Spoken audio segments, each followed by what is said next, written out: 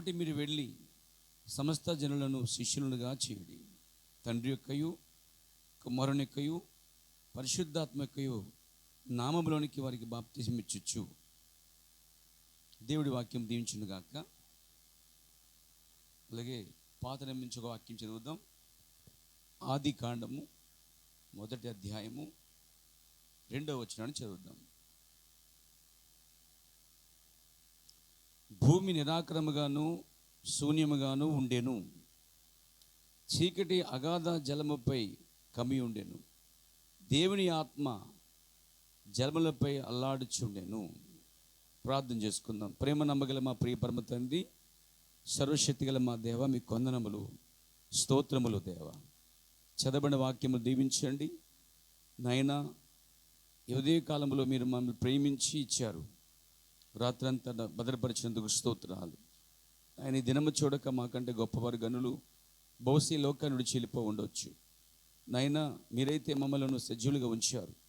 సజీవులే కదా నేను మహింపరిచెదరు, ప్రేతలు లేచి నేను నామాన్ని మహింపరచలేరు కదా అని కీర్తనకారుడు చెప్తూ ఉన్నాడు.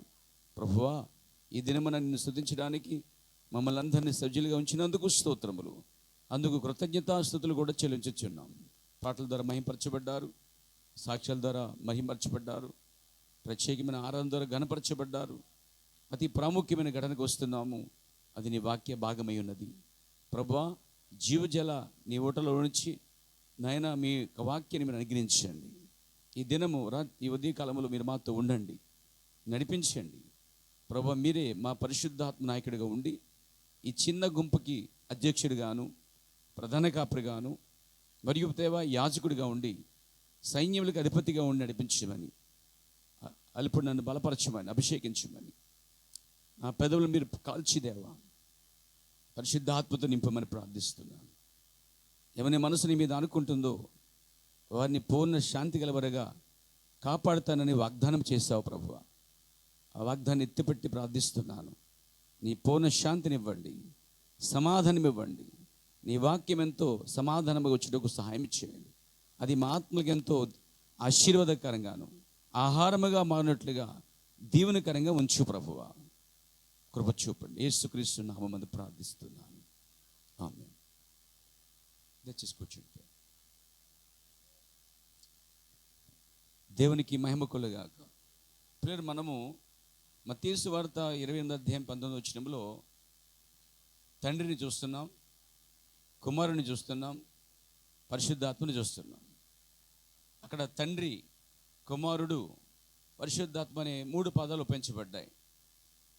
మరి దీన్ని తీసుకునే ప్రపంచం యావత్తు కూడా అది యేసుక్రీస్తు వారు తండ్రి ఉన్నట్టుగా, కుమారుడు 2వ దేవుడిగా, పరిశుద్ధాత్మ 3వ దేవుడిగా, థర్డ్ పర్సన్గా వాళ్ళు దీన్ని తీసుకుని ప్రజలకి 3 దేవుళ్ళు ఉన్నారని బోధిస్తూ ఉన్నారు. అనేక మంది కొత్త నిబంధనలో యేసుక్రీస్తు వారు తండ్రి తండ్రి తండ్రి అని ఎత్తి ప్రార్థించడంలో తండ్రి అనేవాడు ఒకడు ప్రత్యేకంగా ఉన్నాడు. ఆ తండ్రి ద్వారా వచ్చిన కుమారుడు ఇతడు, ఇది 2వ దేవుడు. ఈయన వెళ్ళిపోయిన తర్వాత, ఈయన చనిపోయిన తర్వాత పరిశుద్ధాత్మ దిగి వచ్చింది, అది 3వ దేవుడు అని చెప్పి క్రైస్తవ సమాజంలో ఇలాంటి అవగాహన ఉంది చాలామందికి కాదు, చాలా చర్చిలకి, చాలా సంఘాలకి, చాలా బోధకులకి ఇది ఉందన్నమాట. దీన్ని ట్రినిటీ, త్రిత్వము అనే దాన్ని ప్రజలకు తీసుకొచ్చారు. త్రిత్వము, త్రియేక దేవుడు, 3 దేవుళ్ళు అనే భావనని ప్రజలు తీసుకుని వచ్చారు. కానీ నిజంగా బైబిల్ అనేది క్రైస్తవ సమాజము జాగ్రత్తగా ఆచారాలు పక్కన పెట్టి, మనిషి బోధకులు ఆలోచనలు పక్కన పెట్టి శుద్ధ హృదయంతో బైబిల్ చదివితే ఆ బైబిల్లో చాలా స్పష్టంగా మనకు కనిపిస్తుంది. చాలామంది తెలియక పాత నిబంధన యెహోవా రాశాడు, 4 సువార్తలు యేసుప్రభు రాశాడు, మిగతా పత్రికలన్నీ పరిశుద్ధాత్మే రాసింది అని విభజించారన్నమాట. అందుకే కొన్ని సంఘాలలో తండ్రి తలంచుకునే పాత నిబంధన, కుమారుని తలంచుకుని సువార్త పాఠము, పరిశుద్ధాత్మ తలంచుకుని పత్రిక పాఠం అని చెప్పి సంఘాలలో మనకి వినబడుతూ ఉంటుంది. అంటే వారి ఉద్దేశం తండ్రి సగం రాశాడు, కుమారుడు సగం రాశాడు, పరిశుద్ధాత్మక సగం రాసింది. 3 దేవుళ్ళు 3 భాగాలు రాశారు. బైబిల్ 3 భాగాలు 3 దేవుళ్ళకి సంబంధించిందని చెప్తా ఉన్నారు. కానీ నిజంగా బైబిల్ని క్షుణ్ణంగా జాగ్రత్తగా నిజంగా హృదయాన్ని ఖాళీ చేసుకుని శుద్ధహృదయముతో ఏ సంఘం యొక్క ఆచార బోధకులు లేక ఏ సంఘం యొక్క కట్టడాలు పద్ధతులు బట్టి చదువుకున్న బైబిల్ని ఆ కలజోళ్ళని తీసేసి నేరుగా వాస్తవంగా ఎలా ఉందో అలా చదవగలిగితే దేవుడు ఖచ్చితంగా హృదయం మీద ముసుగు తీసేస్తానని వాగ్దానం చేశాడండి. ఈరోజు ఎందుకు ఆ బైబిల్ చదువుతున్న అర్థం కావాలంటే హృదయం మీద ముసుకుందన్నాడు పౌలు గారు అండి. వాక్యాన్ని చూపిస్తాను మీకు. మొదటి కొరింథీ పత్రిక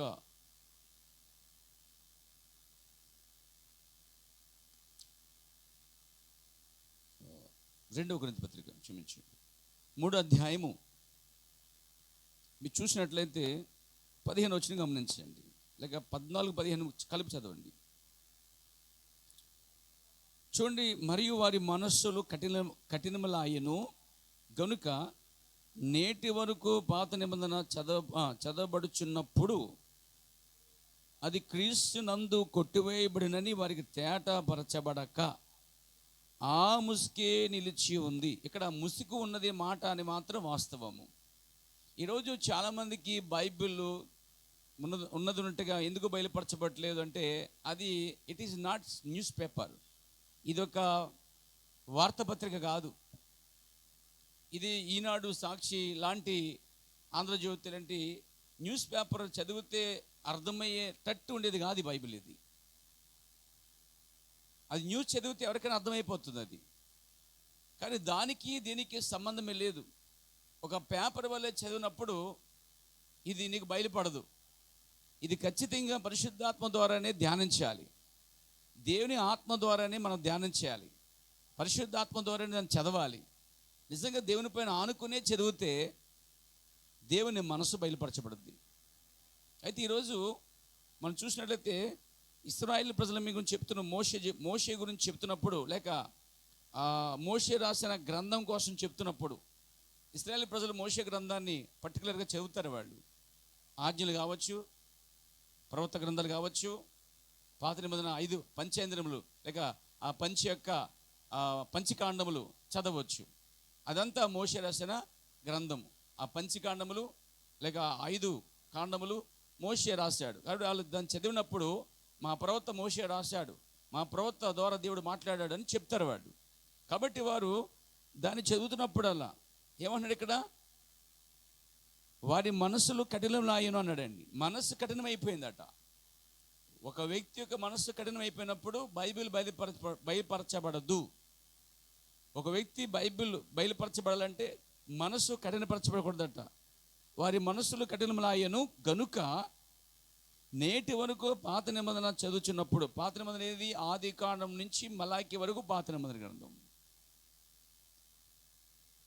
ఇంచుమించు 39 గ్రంథాలు ఉంటున్నాయి. పాత నిబంధన ఆ గ్రంథములన్నీ చదువుతున్నప్పుడట వారి మనసులు కఠినమైపోయాట. అంటే మనస్సు కఠినమైపోయిన తర్వాత పాత నిబంధన కావచ్చు, కొత్త నిబంధన కావచ్చు, చదువున అది తేటపరచబడదు అని చెప్పాడు. అంటే బైబిల్ తేటపరచబడాలంటే మనస్సులు కఠినం అవ్వకూడదు, కఠినమైన మనసు రాకూడదు. వీళ్ళు కఠినమైన మనసు వచ్చినప్పుడు పాత నిబంధన నేటి వరకు పాత నిబంధన చదువుచున్నప్పుడు అది క్రీస్తునందు కొట్టువేయబడిన సంగతి అంటే వారికి తేటపరచబడక ఆ ముసుకే నిలిచి ఉంది. అంటే క్రీస్తునందు పాత నిబంధన ఆ ప్రవచనాలు, ప్రవక్త ప్రవచనాలు, అది మలాకి కావచ్చు, యెషయా కావచ్చు, ఇంకా జకర్యా గ్రంథం కావచ్చు, ఇంకా పాత నిబంధన కావచ్చు, ఆది కాండంలో మోషే చెప్పిన విషయాలు కావచ్చు, ఆ పాత నిబంధనలో ఉన్న ప్రవక్తలందరూ చెప్పినటువంటి ప్రవచనాలు ఏమైతున్నాయో అవన్నీ క్రీస్తునందు నెరవేర్చి కొట్టివేయబడ్డాయండి. క్రీస్తునందు నెరవేర్చి కొట్టివేయబడిన సంగతి వరకు తేటపరచబడక. ఎందుకు తేటపరచబడలేదంటే ఈరోజు చాలామందికి వాక్యం ఎందుకు తేటగా అది బయలుపరచబడలేదు, కఠినములైన మనసులు. కఠినం ఎందుకు అవుతుంది? అదిగో మా సేవకులు ఎలా బోధించాడు, మా సంఘం ఎలా చెప్పింది, మా సంఘం ఎలా చేయదు, మా పాస్టర్ ఎలా చేయడు, మా సంఘం ఎలా ఉంటుంది, మా సంఘం అలా ఉంటుంది, మా సంఘం చెప్పింది వింటాం మేము. అది సంఘం యొక్క మాట వినటం వలన దేవుని యొక్క మాటను వారు కొట్టివేస్తున్నారు. అందుకు వారి హృదయము కఠినమైపోతుంది. ఎప్పుడైతే వారి మనసులు కఠినమైపోతున్నాయో గ్రంథం ఎంత చదివినా అది బయలుపరచబడదు, తేటపరచబడదు. కానీ వాక్యం తేటపరచబడాలంటే ఒక మార్గం ఉంది. 15 వచనం, నేటి వరకును మోషే గ్రంథం వారు చదువుచున్నప్పుడల్లా ముసుగు వారి హృదయముల మీద ఉన్నది. కానీ చూరా, గ్రంథం చదువుతున్నా ముసుగు హృదయం మీదే ఉందట. ఈరోజు మత్తయి సువార్త 28వ అధ్యాయం 19 వచనాన్ని మాత్రం చదువుతున్నప్పుడు చాలామంది ఆ హృదయముల మీద ముసుకుందండి. ఎందుకంటే తండ్రి, కుమార, పరిశుద్ధాత్మ అనేది అది ముగ్గురు కాదు, ఒక్కడే అనే ఒక బయలుపాటు తేటగా బయలుపరచబడుతున్న కార్యాన్ని ఎంత ప్రకటించబడుతున్నా, ఎందుకు ప్రజలు అక్కడ ముగ్గురు దేవుళ్ళు ఉన్నారు, తండ్రి, కుమార, పరిశుద్ధాత్మ ముగ్గురు మూడు నామములను ఎందుకు చెప్తారంటే హృదయం మీద ముసుకుంది కాబట్టి. మరి కొంతమందికి ఎందుకు అర్థమవుతుందంటే ముసుగు తొలగించబడింది కాబట్టి. ముసుగు తొలగించబడాలంటే ఏం చేయాలి? బైబిల్ చెప్తుంది, చాలా స్పష్టంగా ఉంది బైబిల్లో. ఒక విషయము బైబిల్లో ఎంత గించుకున్నా అది బయలుపరచబట్టలేదు అంటే వారు సంఘం మాటో, ఒక సేవకుని మాటో, మనిషి మాట మీద ఆధారపడి బతికేస్తున్నారు. అవి కొట్టివేసి దేవుని వాక్యం మీద ఆధారపడినట్లయితే అది ఖచ్చితంగా బయలుపరచబడద్దండి. అది ఎవరికైనా, చదువు రాన దద్దమ్మకైనా బయలుపరచబడదు, పేర ధనవంతుడికైనా బయలుపరచబడద్దు. అది ఒక మనిషి మీద ఉన్న మనస్సు కఠినమవటము, హృదయం మీద మూసుకునటం వలన ఈ రెండింటిని బట్టి వాక్యము తేటగా బయలుపరచబడలేకపోతున్నది. అయితే వాక్యము తేటగా బయలుపరచబడాలంటే ఇక్కడ చూడండి 16 వచనం, వారు చూడండి, ముసుగు హృదయముల మీద ఉన్నది. కానీ చూసారా, 15, 16 మధ్య చూడండి, ముసుగు వారి హృదయం లేదు ఉన్నది. కానీ 16, వారి హృదయము ప్రభు వైపునకు, ఏంటండి హృదయం అంట, ప్రభు వైపునకు ఎప్పుడు తిరుగునో, ఎప్పుడైతే తిరుగుతుందో, ఏ వాక్యము చేత దేవుడు దర్శించినప్పుడు నీ హృదయం మీద ముసుగును బట్టి నువ్వు ఎప్పుడైతే హృదయమో ప్రభు వైపుకు ఎప్పుడు తిరుగునో అప్పుడు ముసుగు తీసివేయబడును అన్నాడండి. అంటే ముసుకున్న మాట వాస్తవం. ముసుకుంది కాబట్టి వాక్యము చాలామందికి తేటగా బయలుపరచబడటం లేదు. ముసుకుంది కాబట్టి ముసుకున్నది కాబట్టి ఆ పాత నిబంధన కావచ్చు, కొత్త నిబంధన కావచ్చు. ఆ రోజు పాత నిబంధన పౌలు దినములో, మరి ఈ దినములో పౌలే గతించిన కాలం ఇది, చివరి దినములో లౌదీక కాలంలో. ఇప్పుడు కూడా సంగతులు చాలామందికి ఎందుకు బయలుపరచబడదంటే ఇంకా కఠినం అవటమో లేదా హృదయం మీద ముసుకుంటమో జరిగింది. హృదయం మీద ఎప్పుడైతే ఆ ముసుగు తీయబడుతుందంటే ఆ వ్యక్తి ప్రభు వైపు తిరగాలట. ఇంతగా ప్రభువే తెలుసా? చూడండి 17లో, ప్రభువే ఆత్మ అన్నాడండి. 17లో చెప్పాడు, ప్రభువే ఆత్మ. ప్రభు యొక్క ఆత్మ ఎక్కడుండునో అక్కడ స్వాతంత్ర్యము ఉండును అన్నాడండి. అంటే ప్రభువే ఆత్మ అన్నాడండి. దేవునికి స్తుతి కలుగాక. అంటే ఒక వ్యక్తి తమ హృదయంలో ఉన్న ముసుగును తొలగించుకోవాలంటే ఏకైక మార్గము ఆ పుస్తకం ఈ పుస్తకం అక్కడెక్కడ ఎతకడం కాదు, కానీ వారు ఖచ్చితంగా ప్రభు వైపు తిరగాలండి. ప్రభు ఎవరు? ప్రభువే ఆత్మయి ఉన్నాడు. అంటే ఆత్మ వైపు తిరిగినప్పుడే ఆ ఆత్మ నీకు వాక్శక్తిని అనుగ్రహిస్తుంది. ఆ ఆత్మ నిన్ను సత్యము నుండి సర్వసత్యములకు తీసుకొస్తుందని చాలా స్పష్టంగా బైబిల్లో ఉందండి.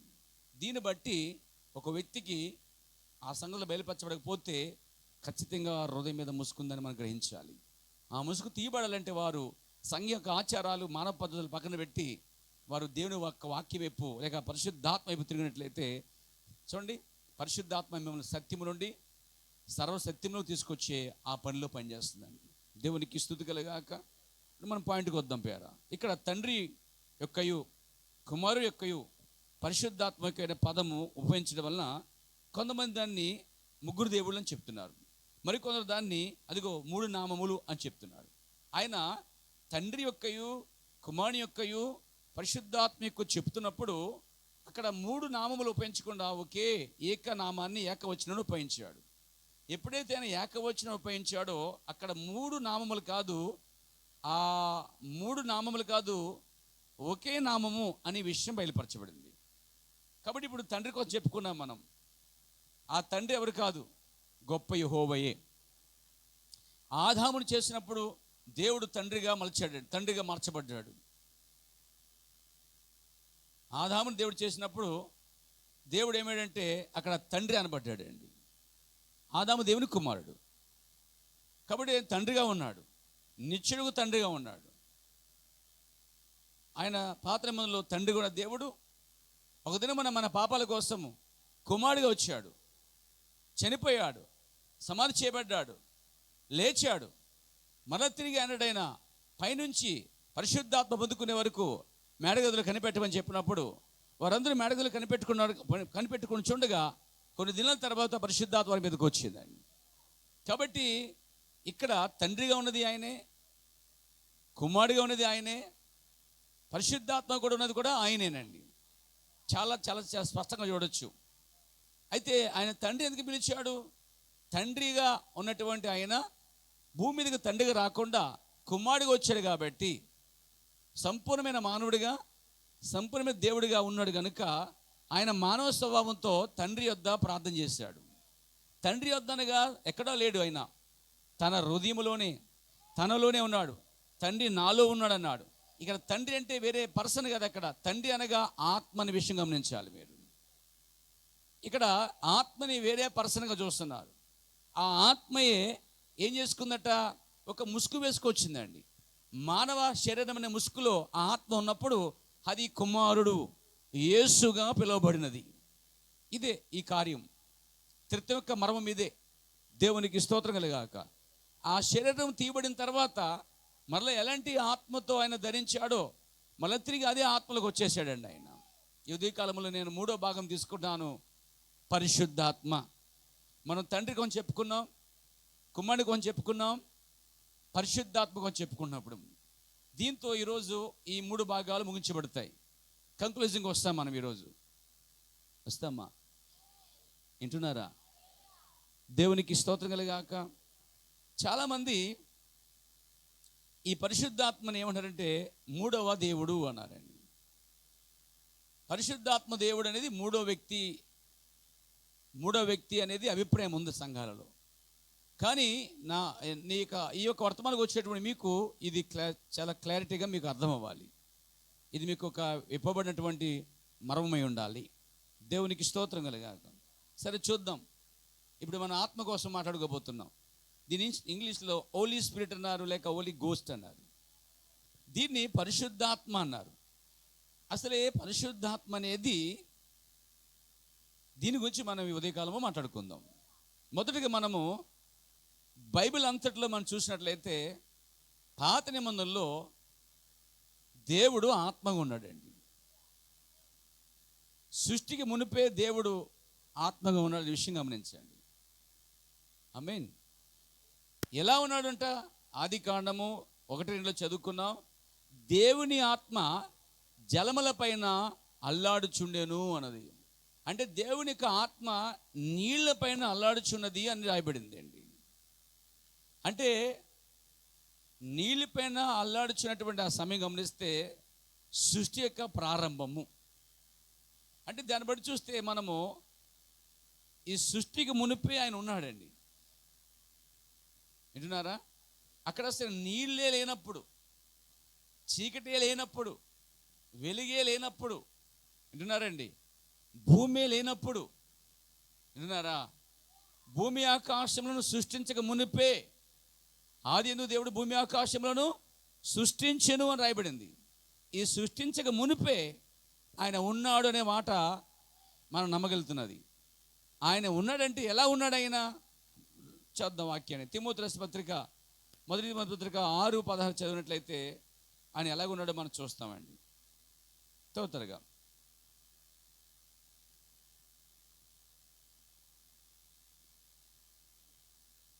మొదటి తిమోతి 6:16 సమీపింపరాని తేజస్సులో, తేజస్సు అంటే వెలుగు, సమీపింపరంటే వెళ్ళలేనటువంటి గొప్ప వెలుగు అది. సమీపింపరాని తేజస్సులో ఆయన మాత్రమే వసించుచు, అమరత్వం అంటే మరణము లేనివాడుగా, అమర్రహే అంటే మరణించలేదు, ఉన్నాడు అనేమాట. కాబట్టి ఇక్కడ అమరత్వం గలవాడై ఉన్నాడు అంటే మరణము లేనివాడుగా. ఎందుకంటే ఆత్మకు మరణమే లేదుగా, శరీరానికి మరణం ఉందండి. మన ఆత్మలకు మరణం లేదు, శరీరానికే మరణం ఉంది. అయితే శరీరం లేనప్పుడే దేవుడు ఎలా ఉన్నాడు? ఆత్మరూపిలో ఉన్నాడండి. దేవుని ఆత్మ జలములపైన అల్లాడుచుండెను. దేవుని ఆత్మ, ప్రైజ్ ది లార్డ్. అంటే ఇక్కడ మొదట మనం గమనిస్తే దేవుడు ఆత్మరూపులో ఉన్నాడు. అయ్యా ఆత్మ ఎలా ఉంటుంది అని అడగొచ్చు మీరు. మీ నీడ ఎలా ఉంటుందో అలాగే ఉంటుంది ఆత్మ కూడా. సింపుల్. నీవు ఎలా ఉన్నావు అలాగే ఉంటావు. చూడగలవా, వినగలవా, మాట్లాడగలవా? ఎస్, చూడగలవు, వినగలవు, మాట్లాడగలవు. కానీ ఆత్మకి ఒక శరీరం అనేది అవసరము. Praise the lord. దేవునికి స్తోత్రం కలుగాక. కాబట్టి దేవుడు ఇక్కడ సమీపమైన తేజస్సులో ఆయన మాత్రమే వసించుచు అమృతం గలవాడై ఉన్నాడు. మనుషులలో ఎవడనూ ఆయనను చూడలేదు, ఎవడనూ చూడనేరాడు. చూడలేడట, చూడనేరడట. ఇప్పుడు ఆత్మ ఉన్న ఆయనను సమీపించడమే కష్టం. సమీపించినా వారు చూడలేరు, చూడజాలరు. ఎందుకంటే ఆయన మహా తేజస్సులో నివసించు అమృతం గల దేవుడై ఉన్నాడు. మహా గొప్ప తేజస్సులో ఆయన గొప్ప వెలుగులో ఉన్నాడు. సాధారణంగా మన కళ్ళు మిట్ట మధ్యాహ్నమే చూడలేవు. ఈ సాధారణమైన సూర్యుడిని చూడలేవు. కొద్దిసేపు చూస్తే కళ్ళు కనిపించవు. నిదానించి ఒక 2 నిమిషాలు చూడాలిగా. మిట్ట మధ్యాహ్నం సూర్యుడు ప్రకాశిస్తున్నప్పుడు కాసేపు నువ్వు గుడ్డుగా అయిపోవాలి, నెత్తుకోవాల్సిందే. ఈ సూర్యకిరణాల్లో అంత భయంకరమైనటువంటి ఏర్పాటు ఉన్నది. అంటే ఒక మనుషుడు సహజ కన్నులతో దాన్ని చూచినప్పుడు కొద్దిసేపు నిదానం చూచడం వల్ల గుడ్డివాడైపోతున్నాడు. తెలుసా మీకు? ఆ సూర్యుని వెలుగు చూచినప్పుడే, అనగా ఈ మామూలు సూర్యుని కన్నా దమస్కసు దగ్గర సౌలు అనబడుతున్న పౌలు మామూలు సూర్యుని చూడలేదు. అక్కడ ప్రభువైన యేసుక్రీస్తునే దేవుడి యొక్క వెలుగు చూశాడు. కళ్ళు పోయాయి అతనికి, పొరలకు అమ్మేసేట. ఎందుకంటే మామూలు దాన్ని చూస్తేనే కొద్దిసేపు కళ్ళు కనబడవు. అలాంటిది వెలుగైన గొప్ప దేవుని చూడగానే, ఆ అగ్నిస్తంభాన్ని గొప్ప వెలుగు చూడగానే కళ్ళు కాస్త గుడ్డోళ్ళు అయిపోయాడు. దాన్ని బట్టి చూస్తే దేవుణ్ణి చూస్తే గుడ్డివాడైపోతాడు. దేవుని చూడలేరండి. అందుకే యెషయా అంటాడు, నేను రాజుని, సైన్యములకు అధిపతి యెహోవాని కనులారా చూచితిని, ఇక్కడ నేను బ్రతకను అంటాడండి. అంటే దేవుణ్ణి దేవుడుగా, దేవుడు ఏమైనాడు? వెలుగై ఉన్నాడని చెప్తుంది బైబిల్లో. దేవుడు ఏమైనాడట? వెలుగై ఉన్నాడట. Praise God. మనం యోహాను రాసిన మొదటి పత్రికలో చూస్తాం, దేవుడు వెలుగై ఉన్నాడు. వెలుగైన ఆ దేవుణ్ణి ఒక మనుషుడు చూడలేడు.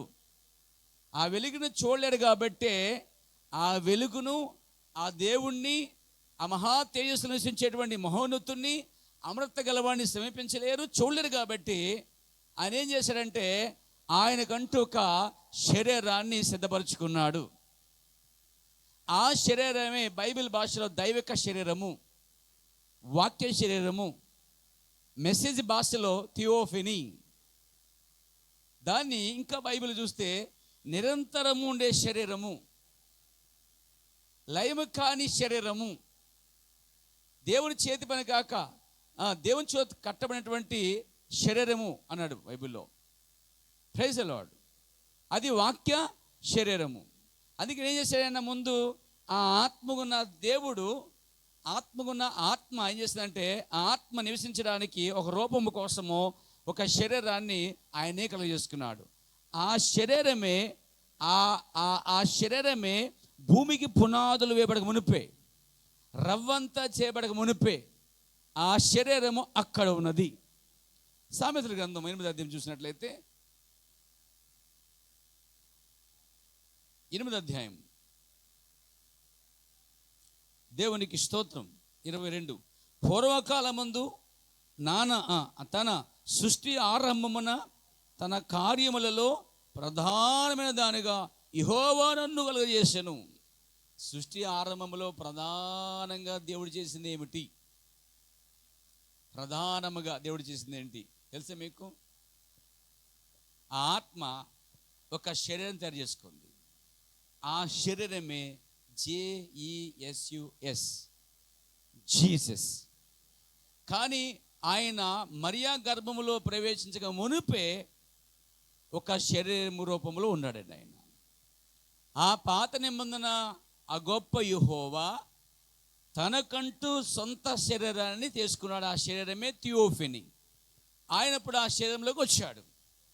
ఆ శరీరంలోకి వచ్చినప్పుడు ఎప్పుడైతే అక్కడ జీసస్ చేయబడ్డాడో, యేసు చేయబడ్డాడో, యేసు చేయబడినప్పుడు యేసుతో పాటు మనము చేయబడ్డామండి. నీకు అర్థమైంది? ఇప్పుడు ఆయనకి ఎంత వయసో మీకు కూడా అంతే వయసు, no doubt. Praise the lord. ఎందుకంటే జగతి పునాది వేయబడక మునిపే క్రీస్తులో మిమ్మల్ని ఏర్పరచుకుని ఉన్నాడు. పౌలు అంటాడు, నేను క్రీస్తుతో పాటు సిలువేయబడి ఉన్నాను. వాస్తవానికి క్రీస్తు సిలువై ఉన్నప్పుడు పౌలు అక్కడ ఉన్నాడా? ఏదో దొంగలు ఉన్నారు, పౌలు లేడే. కానీ పౌలు ఏమన్నాడు? నేను ఆయనతో సిలువేయబడి ఉన్నాను. అంటే పౌలు గుర్తించాడు, నేను యేసుక్రీస్తు అనే ఆ వ్యక్తి చేయబడినప్పుడు, వాక్యంలో చేయబడినప్పుడు, ఆ యేసైన థియోఫనీ చేయబడినప్పుడు నేను ఆయనలో ఉన్నానని గుర్తించగలిగాడు. సింపుల్. ఆదాము చేసినప్పుడు ఆదాము లోపల అవ్వనట్టుగానే ఆదాముని ఎలా చేశాడు భూమి మీద? ఆ కడపడి ఆదాము అన్నాడు, ఆయన ముందే అక్కడ చేయబడ్డాడండి. మీకు అర్థమైందా? ఇక్కడ మట్టితో చేశాడు, అక్కడేమో మాటతో చేశాడండి. నేల మడితో నిర్మించాడు, కానీ భూమి మీద చేశాడు మా ఆదాముని. కానీ భూమి లేనప్పుడే ఆ మొదటి ఆదాము చేయబడ్డాడు. ఎవరు కాదు, ప్రభువైన యేసుక్రీస్తే. కన్యక ద్వారా జన్మించక మునిపే ఆయన యేసుగా ఉన్నాడండి.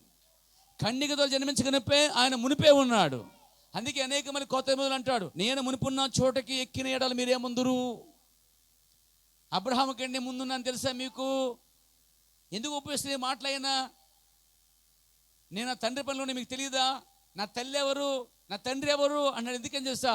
ఆయన ఏమై ఉన్నాడని బాగా తెలుసు. ఆ రెండో దేవుడు కాదని తెలుసు. బియారా కుమారుడిగా ఉన్నప్పుడు ఆయన మునుపున్న చోటకంటాడు.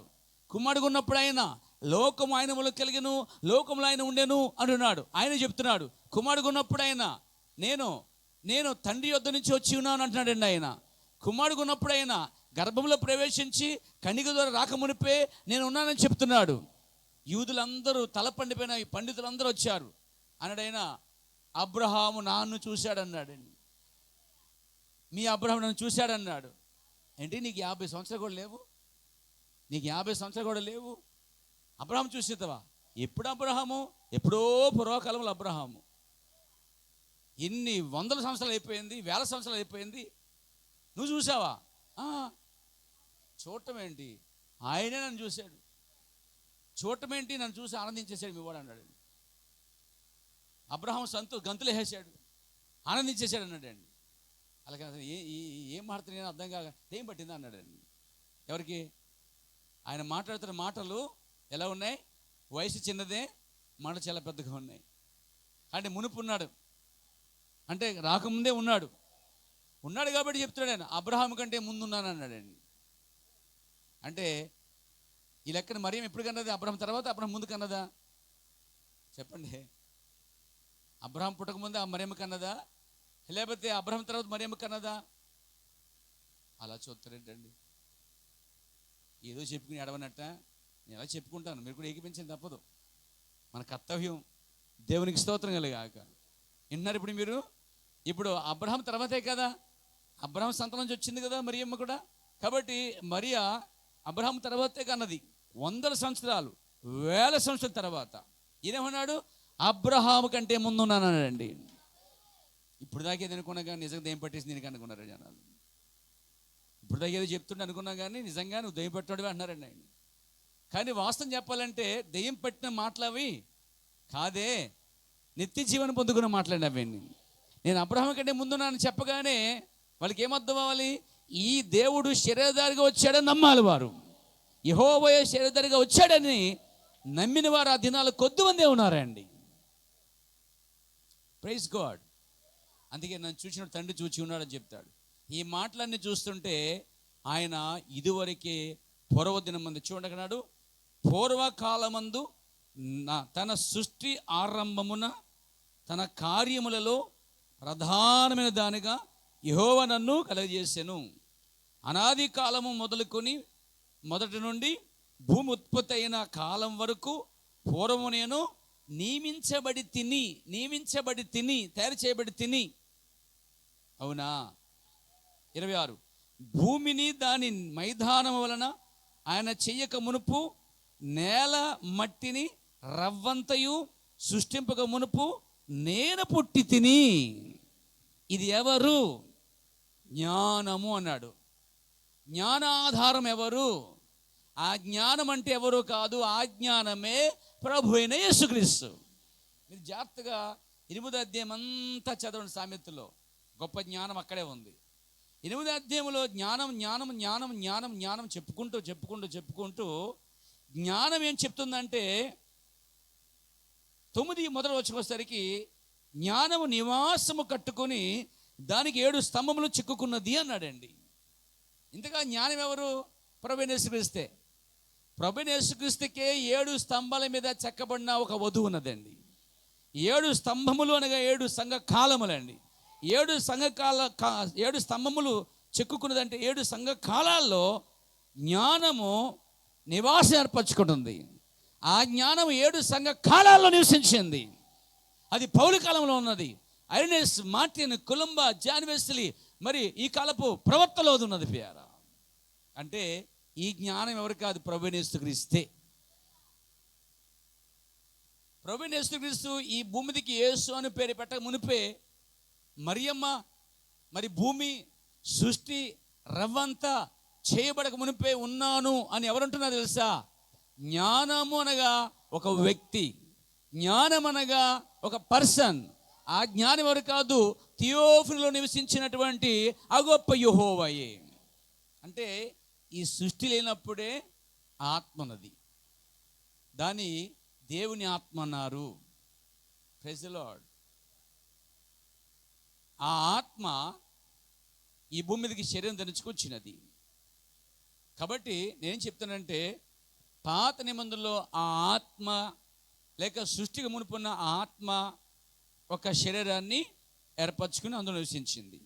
ఆ శరీరమే, ఆ శరీరంలో ఉండగానే ఆయన అబ్రహాం దగ్గరికి వచ్చాడు. వింటున్నారా?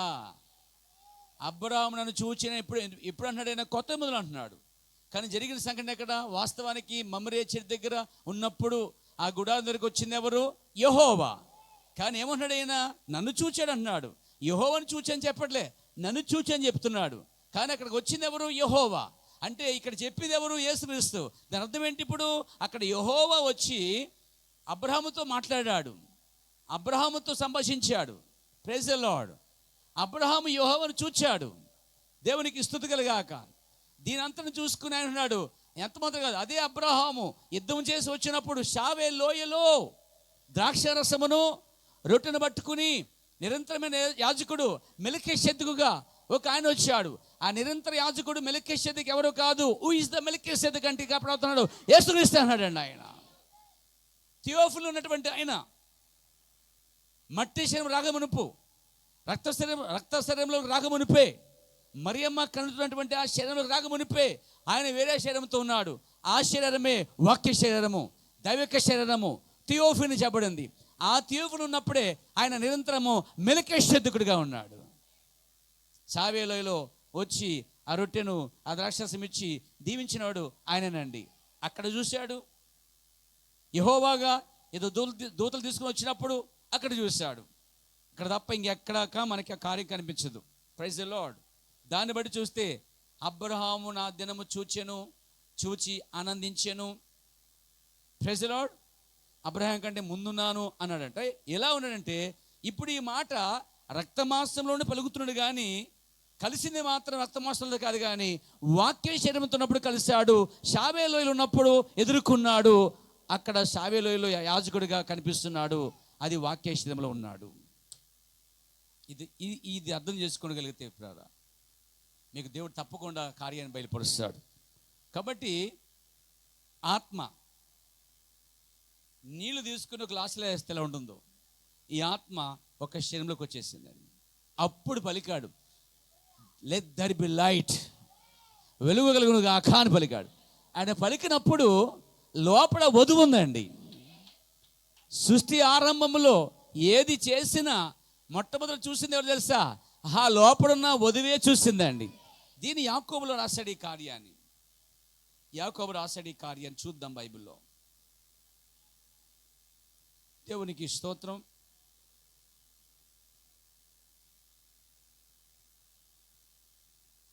యాకోబు రాసిన పత్రిక 1వ అధ్యాయము 16వ వచనాన్ని చదువుదాం, లేక 18 చేద్దాం. 18 నుంచి.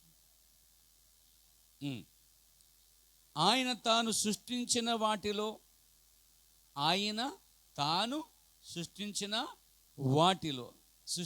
వాటిలో మనము ప్రథమ ఫలముగా ఉండునట్లు సత్యవాక్యం వలన మనలను తన సంకల్ప ప్రకారము కనెను అన్నాడండి. అంటే ఏం చేశాడు ఆయన?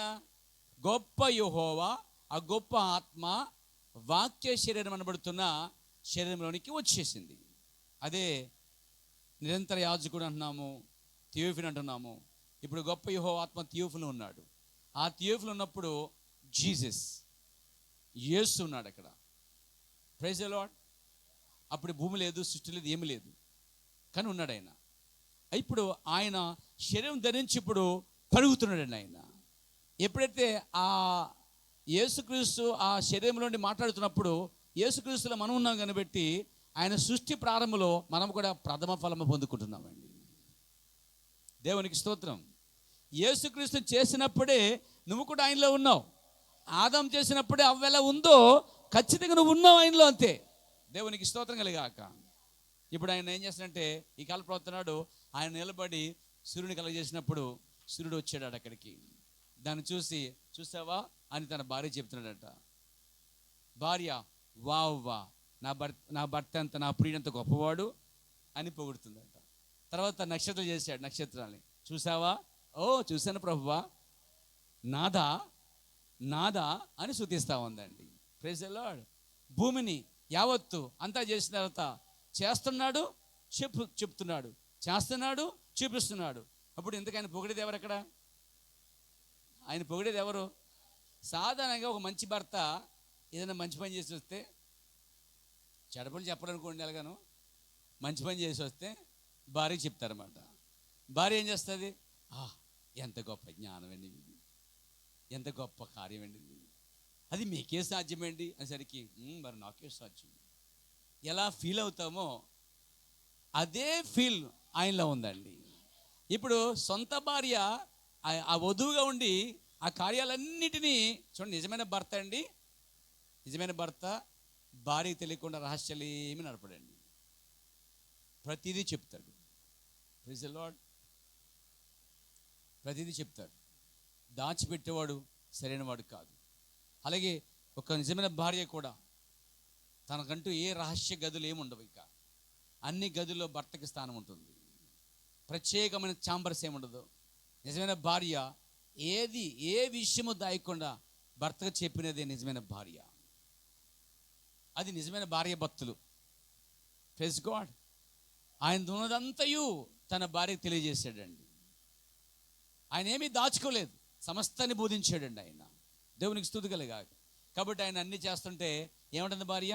వావ్, ప్రైజ్ గాడ్, గొప్ప దేవుడివి, ఉన్నతమైన వాడివి, నాదుడివి, నీవే నా ప్రియుడివి అని ఆయన గురించి పొగిడేదంతా అక్కడ ఉండదండి. పరమగీతాలు చదివితే మొత్తం అంతా పరమగీతాలన్నీ ప్రియుడిని పొగుంటుంటుంది. ప్రియుడు అంటే ఈ లోక ప్రియుడు కాదండి చెప్పేది.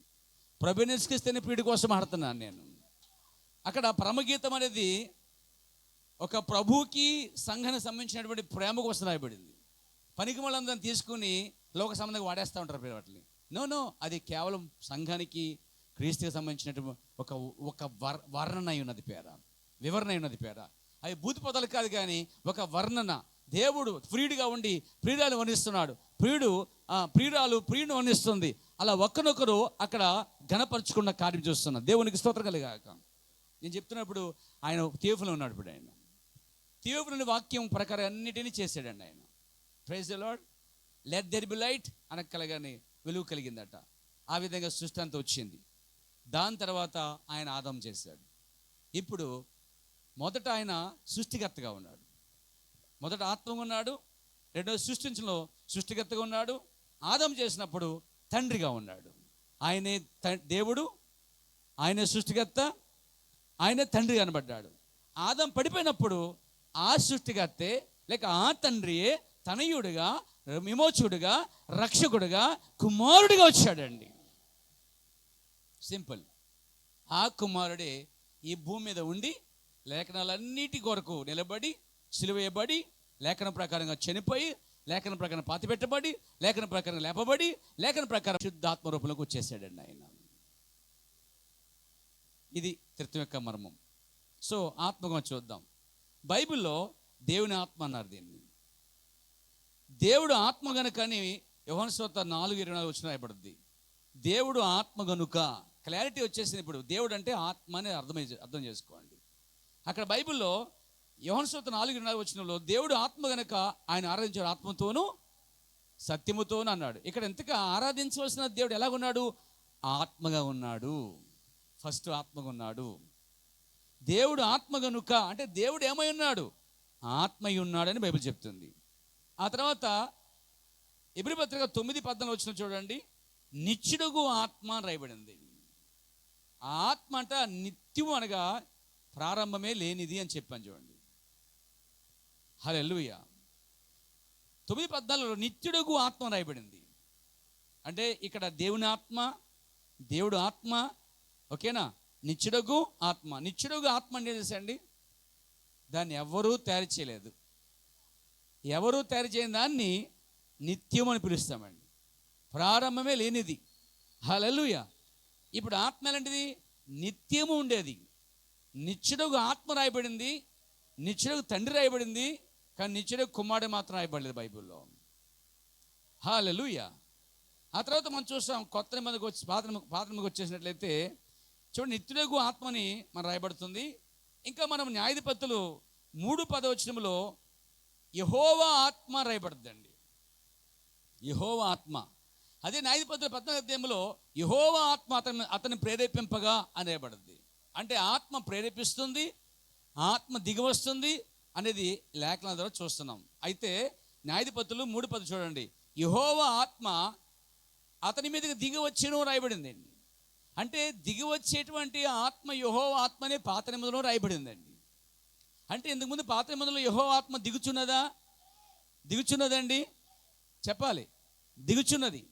అదే అధ్యాయంలో 14 చూస్తే యెహోవా ఆత్మ అతన్ని ప్రేరేపించును అని రాయబడిందండి. హల్లెలూయా. అది ఆత్మ దిగుతుంది, ఆత్మ ప్రేరేపిస్తుంది. ఇంకొక అధ్యాయం కూడా చూపిస్తాను. మొదటి రాజుల గ్రంథము, ఫస్ట్ కింగ్స్, మీరు 18:21 చూస్తే అదే యెహోవా ఆత్మ చూడండి ఏం చేస్తుందో. మొదటి రాజులు 18:21 చూడండి, చదవండి. ఏలియా వచ్చి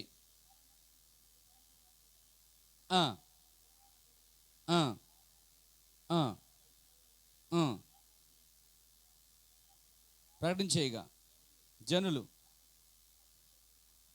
చూడండి ఇక్కడ ఈ అధ్యాయంలో మీరు గమనిస్తే, ఈ రాజుల గ్రంథంలో చూస్తే పేరా, ఈ మొదటి రాజుల గ్రంథం చూడండి 18:21 చదువుతున్నారు. అదంతా అయిపోయిన తర్వాత మీరు గమనిస్తే, ఆ తర్వాత ఏలియా ప్రవచించిన తర్వాత వెళ్ళిపోతున్నప్పుడు ఒక పనివాడు వస్తాడనమాట. పనివాడు వచ్చి, అయ్యా నేను వచ్చేలోపే నువ్వు మళ్ళీ వెళ్ళిపోతావు ఒక చోటకి, యెహోవా ఆత్మని ఎత్తుకుపోద్దని చెప్తాడు ఒక చోట. తెలుసా, ఏలియాని యెహోవా ఆత్మ చాలా బలముగా తీసుకెళ్ళిపోయిందండి. చాలా స్పీడ్గా వెళ్ళగలిగాడు. అదే ఏలియా ఆత్మని చూస్తే, అంటే ఏలియాని ఆత్మ ఎత్తుపట్టిందండి. అంటే ఆత్మ మీద దిగొస్తుంది, యెహోవా ఆత్మ ప్రేరేపిస్తుంది, యెహోవా ఆత్మ అతని ఆత్మను ఎత్తుకుని పోతుంది పర్వతం మీదకండి. ఆ గొప్ప పర్వతం మీదకి ఏలియాని ఆత్మ ఎత్తుకుని పోతుందండి. కొత్త నిబంధనలో ఫిలిప్పుని ఆత్మ కొనిపోయిందని రాయబడుతుందండి. ఇక్కడ మనం చూస్తుంటే యెహోవా ఆత్మ ఎత్తుకుని పోయాను, ప్రేరేపించాను, దిగివచ్చును అని రాయబడుతుంది. అంటే యుఫ్తా మీదకి, గిద్యోని మీదకి, దావీదు మీదకి, పౌలు మీదకి, ఏలియా మీదకి, ఎలీషా మీదకి, యెషయా మీదకి, ఎజ్కేలు మీదకి, లేక జకరియా మీదకి, ఇలా మోషే మీదకి, ఇలా ప్రవక్తలందరి మీదకి దిగివచ్చినదే యెహోవా ఆత్మ. ఇప్పుడు యెహోవా ఆత్మ ప్రవక్తలో ఉందా లేదా? వారు యెహోవా ఆత్మ ఉంది కాబట్టి ఏమన్నారు? దస్ సై ద లార్డ్, యెహోవా ఎలాగూ సెలవిచ్చుచున్నాడు అన్నారు. యెహోవా ఆత్మతో ప్రేరేపించబడ్డారు వాళ్ళందరూ. ప్రవక్తలందరిలో యెహోవా ఆత్మ నివసించింది. కానీ కొత్త నిబంధనలో చాలా స్పష్టంగా రాయబడింది. చూడండి, పేతురు రాసిన మొదటి పత్రిక 1:10 చదివితే, ఆ ప్రవక్తలందరూ యేసు ప్రభు యొక్క రాకడ కోసం ప్రవచించారు. ఒక ప్రవక్త ఏమన్నాడు? కన్యక ద్వారా. ఒక ప్రవక్త ఏమన్నాడు? గాడిద మీద వస్తాడు. ఒక ప్రవక్త ఏమన్నాడు? ధనవంతుని ఇంట సమాధి చేయబడతాడు. ఒక ప్రవక్త ఏమన్నాడు? వెండి నాణెములకు 30 నాణెములకు అమ్మబడతాడు. ఇంకో ప్రవక్త ఏమన్నాడు? ఓ నా దేవ నా దేవ నెల చేవిడిచితివి అని పలుకుతాడని ఒక ప్రవక్త అన్నాడు. ఇలా ప్రవక్తలందరూ యేసు ప్రభు మొదటి రాకడ గురించిన కార్యాలు, తర్వాత రక్షణ గురించి విషయాలన్నీ వారు ప్రవచించారు. ఎవరు? పాత నిబంధన ప్రవక్తలందరూ. ప్రవక్తలందరూ ఎవరి కోసం మాట్లాడారంటే ప్రభువైన యేసు కోసమే మాట్లాడారండి. ఒక్క మాట మీకు నేను చెప్పాలని ఆశిస్తున్నాను. Praise God. ఆ వాక్యం తీసుకుని పేరా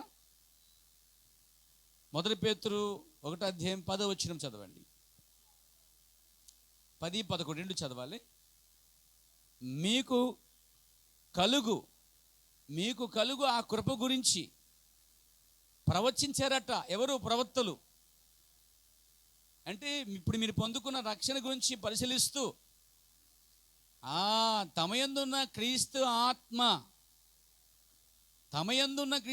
అని మాట చూడండి. అంటే ఏ ప్రవక్తలైతే రక్షణ గురించి కృప గురించి పలికి మాట్లాడారో లేక ప్రవచించారో ఆ ప్రవక్తలందరిలో క్రీస్తు ఆత్మ ఉన్నదని చెప్తున్నాడండి. అంటే మోషేలో క్రీస్తు ఆత్మ ఉందంటారా? ఉంది. కాబట్టి మోషే జరిగినట్టుగానే క్రీస్తు జరుగుతుంది. యోసేపులో క్రీస్తు ఆత్మ ఉందంటారా? ఉంటారా? ఏమంటారు? మోషేలో క్రీస్తు ఆత్మ చూడండి ఎలా ఉంది తెలుసా? శ్రమల్లో మోషే పుట్టాడు, వధించబడుతున్న కాలంలో పుట్టాడు. యేసుక్రీస్తు కూడా వధించబడే కాలంలో పుట్టాడండి. మోషే విమోచకుడిగా జన్మించాడు, యేసుక్రీస్తు విమోచకుడిగా జన్మించాడు. మోషే ఐగుప్తు నుంచి బయటికి లాటకు జన్మించాడు, కానీ అక్కడ శాస్త్రుల పరిశీలన బోధలోంచి బయటికి లాటానికి యేసు జన్మించాడు. నిజమేనా? యోసేపులో క్రీస్తు ఆత్మ ఉన్నది. యోసేపు అన్యాయపూర్వకంగా చెరలేయబడ్డాడు. యోసేపు చెరలో ఉన్నప్పుడు కుడివైపున ఎడమవైపున ఆ దొంగలు ఇద్దరు కూడా ఏ విధంగా అయితే వాడు మరణించాడు, ఒకడు బతికాడో, యోసేపు దినాలు కూడా ఒకడు పానం అందించాడు, ఒకడు చంపబడ్డాడు. అన్యాయముగా తీర్పు నొంది అన్యాయముగా అతడు సెరసలో వేయబడ్డాడు. యేసుక్రీస్తు అన్యాయ తీర్పు పొందిన వాడే సిలువనే సెరవేయబడ్డాడు. యోసేపు వివాహం చేసుకున్నాడు బయట ఒక స్త్రీని, అన్యురాల్ని. యేసు ప్రభు కూడా అన్యురాల్ని పెళ్లి చేసుకుంటున్నాడు. యోసేపు అమ్మబడ్డాడు, యేసు కూడా అమ్మబడ్డాడు. యోసేపు తన అన్నల చేత ద్వేషించబడ్డాడు, యేసుక్రీస్తు కూడా ద్వేషించబడ్డాడు. ఇలా ప్రవక్తలందరిలో ఆయన ఉన్నాడు కాబట్టి ఆ క్రియలు కనిపిస్తున్నాయి. కాబట్టి ప్రవక్తలందరిలో యెహోవా ఆత్మ ఉన్నది. యెహోవా ఆత్మ ఉన్న సంగతి తెలుసు, కానీ ఆ యెహోవా ఆత్మయే క్రీస్తు ఆత్మ అని తెలియదు వారికి. Praise God. ఇప్పుడు ఒక వాక్యం భాగం వద్దాం. దేవునికి స్తుతి కలుగాక. ఈ ప్రవక్తలందరిలో ఏముందట? క్రీస్తు ఆత్మ ఉన్నదండి. ఆమె చెప్తారా? Praise the lord. ఇక్కడ మనం చూస్తే ప్రవక్తలందరిలో క్రీస్తు ఆత్మ ఉన్నదా అంటే దీన్ని బట్టి చూస్తే దేవుని ఆత్మ ప్లస్ క్రీస్తు ఆత్మ = పరిశుద్ధాత్మ. అయ్యో అలాగనంటే పాస్టర్ గారు అండి పరిశుద్ధాత్మ పెంతెకొస్తు దినం మాత్రం వచ్చిందని మీరు అనొచ్చు. అసలే పరిశుద్ధాత్మ పాత నిబంధనలో కూడా ఉంది తెలుసా మీకు? సిలువ పడక మునిపే, క్రీస్తు భూమి మీద రాక మునిపే పరిశుద్ధాత్మ ఉన్నది. ఎలా చెప్పగలరు పాస్టర్ గారు? ఐ హ్యావ్ రిఫరెన్స్, నాకుంది ఆ రిఫరెన్స్. కీర్తన గ్రంథం 51వ అధ్యాయం చదవండి, 11 చదవండి. పరిశుద్ధాత్మ ఈరోజు క్రైస్తవ సంఘాలు ఏం చెప్తున్నాయి? పరిశుద్ధాత్మ అనేది యేసు ప్రభు తర్వాత వచ్చింది. అవును, యేసు ప్రభు చనిపోయిన తర్వాత వచ్చింది. కానీ ఈ పరిశుద్ధాత్మ యేసు జన్మించక మునుపే పాత నిబంధనలో కూడా ఉన్నది అని బైబిల్ చెప్తున్నది. ఏమంటున్నాడండి? 51:11 చెప్తున్నాడు. దావీదు ఏమంటున్నాడు? నీ పరిశుద్ధాత్మను నా యొద్ద నుండి తీసివేయకుమంటే దాని అర్థం ఏంటి? ఉన్నది ప్రస్తుతం తీసేయొద్దని బతిమాలుకుంటున్నాడు. అంటే దావీదులో ఏముంది? ఇప్పుడు పెంతెకొస్తు దినాన పొందుకున్న పరిశుద్ధాత్మయే దావీదులో ఉందండి.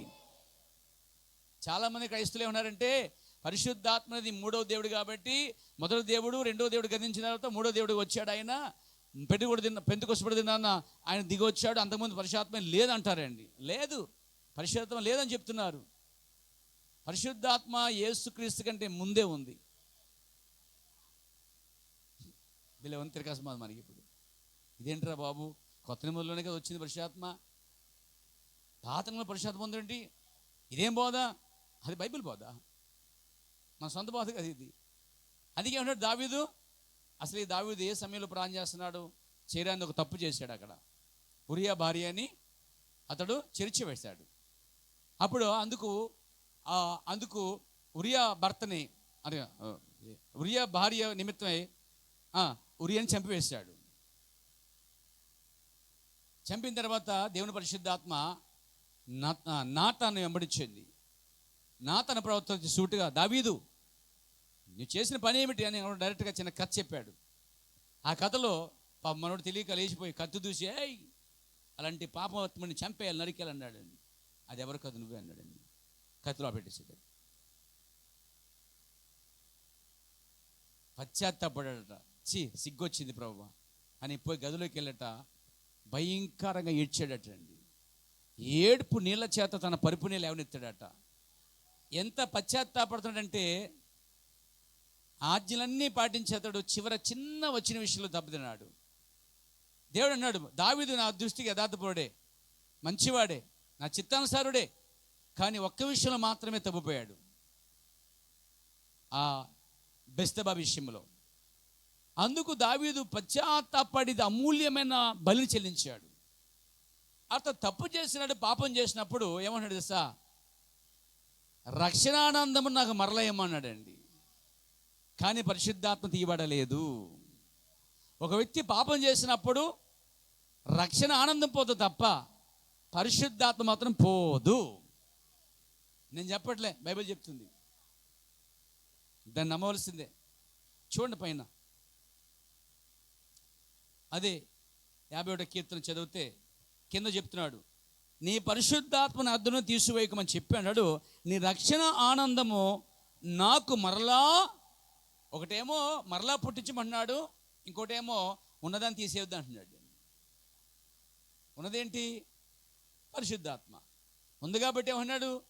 నా అద్దు నుంచి తీసివేయొద్దు అని బతిమలుకున్నాడు. రెండోదేమన్నాడు? ఏం తీసాడు ఆయన? పరిశుద్ధాత్మ తీసేశాడా లేక రక్షణ ఆనందం తీసేశాడా? రక్షణ ఆనందం తీసేశాడండి. ఒక వ్యక్తి దేవుళ్ళు ఎదుగుతూ తప్పు చేస్తే రక్షణ ఆనందం పోద్ది, ఇక ఆనందం ఉండదండి. నీళ్ళు లేని చెట్లేగా ఉషూరు అంటున్నాడు. అప్పుడు నా ఒకసారి ఉండదు, అప్పుడు నా ఆనందం ఉండదు, అప్పుడు నా యాక్టివిటీ ఉండదు, గాలి తీసి పడగలేగా విడిపోతున్నమాట. ఏంటి సంథింగ్ ఏం జరిగింది అక్కడ? ఏదో పొరపాటు జరిగింది కాబట్టి గాలి తీసి పడగలేగా ముడిచిపోతాడు. తర్వాత నీళ్ళని చెట్లేగా అప్పుడు నిగలగాడుతూ తగలాడుతూ పాపం తగలగానే ఎండ తగలినట్టుగా అలా వాడిపోయినట్టుంది. యామెలా ఉన్నాం, ఏం చేయమంట, కష్టాలండి అని కవరింగ్ చేస్తారన్నమాట. వాస్తవం ఏంటి? అలా వాడిపడే కారణం ఏంటి? ఏదో పాపం ప్రవేశించింది. అందుకే అప్పుడున్న యాక్టివిటీ అంటే అప్పుడున్న ఆనందము, ఆ సంతోషము, ఆ ఆనంద బాష్పాలు, ఆనంద కార్యాలు ఇక నీలో కనిపించవు. కానీ పరిశుద్ధాత్మ ఉంటుంది. పరిశుద్ధాత్మ ఎందుకుంటే తెలుసా? పరిశుద్ధాత్మ నీలో ఎందుకుంటే తెలుసా? నువ్వు పాపివని ఒప్పింపచేసేదాకా ఉంటుంది. నీతిని గురించి, లోకం గురించి ఆయన మిమ్మల్ని ఒప్పింప చేయను అన్నాడండి. ఆ పరిశుద్ధాత్మ నీలో ఉన్నప్పుడట ఖచ్చితంగా నీ పాపాలన్నీ యాజ్ ఇట్ ఈజ్గా ఒప్పుకుంటావు. దావీదు ఒప్పుకున్నాడండి. కేవలం నీ ఎదుటే, నీకు ముందే నేను చేశాను, నా పాపములన్నీ నీ సముఖులు కనిపిస్తున్నాయి ప్రభువా, నేను నీ దృష్టికి నీచుణ్ణి, ఇదిగో నేను పాపం చేశాను, ఇసాపుతో కడుగు, హిమవంత తెల్లగా చేయని రియాల్గా అన్నీ ఒప్పేసుకున్నాడండి. రహస్యంగా చేశాడు కానీ అందుకు రహస్యంగా చేసినందుకు అందరిలోని ఆనందాన్ని పోగొట్టుకున్నాడు. పరిశుద్ధాత్మ ఏం చేసింది? ఇప్పుడు అతన్ని బహిరంగముగా పాపాలు ఒప్పుకునే చేసిందండి. అంటే పరిశుద్ధాత్మ ఉన్న ఏ వ్యక్తి అయినా సరే తప్పు చేస్తే, పాపం చేస్తే బహిరంగంగా ఒప్పుకుంటాడండి. బహిరంగంగా ఒప్పుకున్నారంటే వాళ్ళు ఖచ్చితంగా పరిశుద్ధాత్మ వారిలో ఉండి ఆ కార్యం చేసిందని అర్థం. అక్కడ దేవుని పరిశుద్ధం లేకపోతే వారు ఆ కార్యాలు ఒప్పుకోలేరండి. రహస్యాలు దాచిపెడతారు. రహస్యాలు దాచిపెట్టిన ఒక దినాన పగలగొండ బయటకు వస్తాయి. దాన్ని ఎవడు ఆపలేడు. విధి దాన్ని తీసుకొచ్చి బయటపెడుతుంది. దేవునికి స్తోత్రం కలుగాక. ఆమె చెప్తారా? ఇప్పుడు దావీదు ఏం పోగొట్టుకున్నాడు? రక్షణ ఆనందం పోగొట్టుకున్నాడు. కాబట్టి మరల అంటే అర్థం ఏంటి? ముందుంది, ఇప్పుడు లేదు. పాపం వల్ల పోగొట్టుకున్నాను, మరలా నాకు దయచేయని ప్రార్థన చేసుకున్నాను. అలా ప్రార్థన చేయించేది ఎవరు? ఇప్పుడు తనలో ఉన్న పరిశుద్ధాత్మ. అందుకే దేవుడు ఏం చేశాడు? ఆ నీతిమంతులకి పరిశుద్ధాత్మ అనేది ఉంచాడు. నీతిమంతులు 7 మార్లు పడిపోయినాను, వాళ్ళున్న పరిశుద్ధాత్మ ఏం చేస్తుంది? వారిని మళ్ళీ పైకి లేపుతుంది అండి.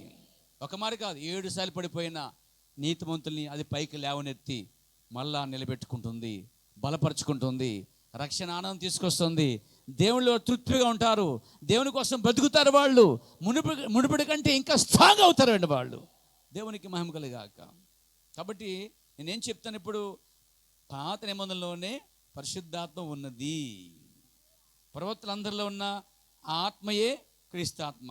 పాత నిబంధనలో పరిశుద్ధాత్మగా ఈ భూమి మీదకి రాకమునిపే, కొత్త నిబంధనలో పరిశుద్ధాత్మగా భూమి మీదకి రాకమునిపే, పెంతెకొస్తు దినాన మేడగదికి రాకమునిపే పాత నిబంధనలో పరిశుద్ధాత్మ ఉన్నది.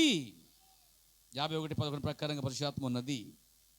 అంటే ఆ పరిశుద్ధాత్మ ఎవరు? ఇప్పుడు ఇంతగా యెహోవాత్మ.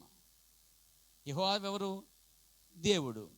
అంటే దేవుని ఆత్మ అన్నా, యెహోవాత్మ అన్నా, లేక క్రీస్తు ఆత్మ అన్నా ఒకటే, పరిశుద్ధాత్మ. ఇప్పుడు ఈ పరిశుద్ధాత్మయే ఆ ముందున్న ఆత్మ. ఆ ముందున్న ఆత్మనే పరిశుద్ధ ఆత్మ అన్నారు.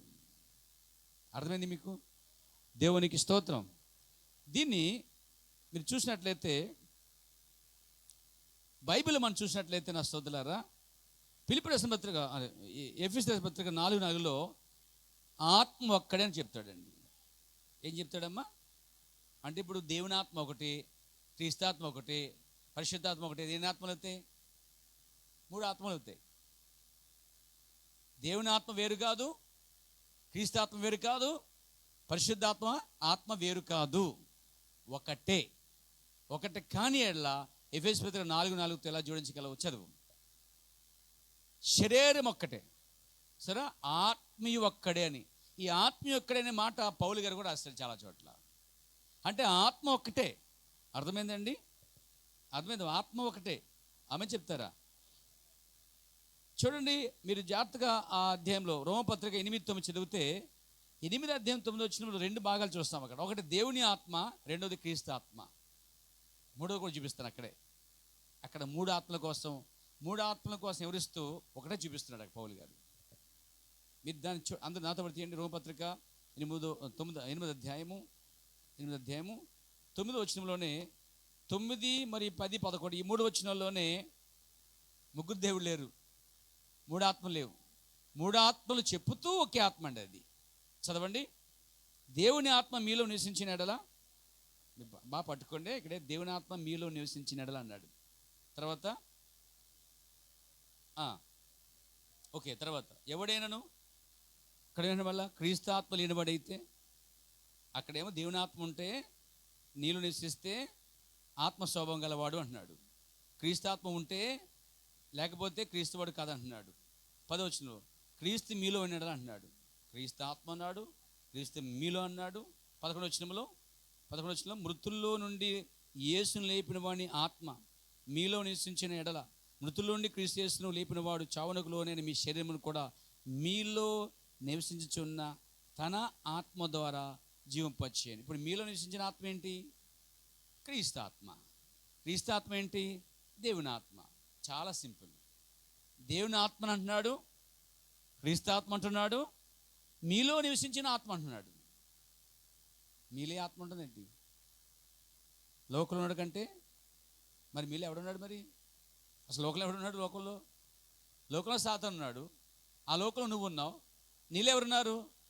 ప్రస్తుతం లోకంలో ఉన్నవాడు కంటే మీలో ఉన్నవాడు గొప్పవాడు. ఎవరా గొప్పవాడు? నీ ఆత్మ కాదు, పరిశుద్ధాత్మది. అందుకే దేవుని ఆత్మ అన్నారు, క్రీస్తాత్మ అన్నారు. ఏంట్రా దేవుని ఆత్మ క్రీస్తాత్మ అని చూస్తుంటే మనలో నివసించే పరిశుద్ధాత్మ ఉన్నది అన్నాడు. అంటే ఇక్కడ 3 ఆత్మలు కాదు, ఒకే ఆత్మ కోసం రాస్తున్నాడు. ఇది కూడా ఒక ప్రత్యక్షత.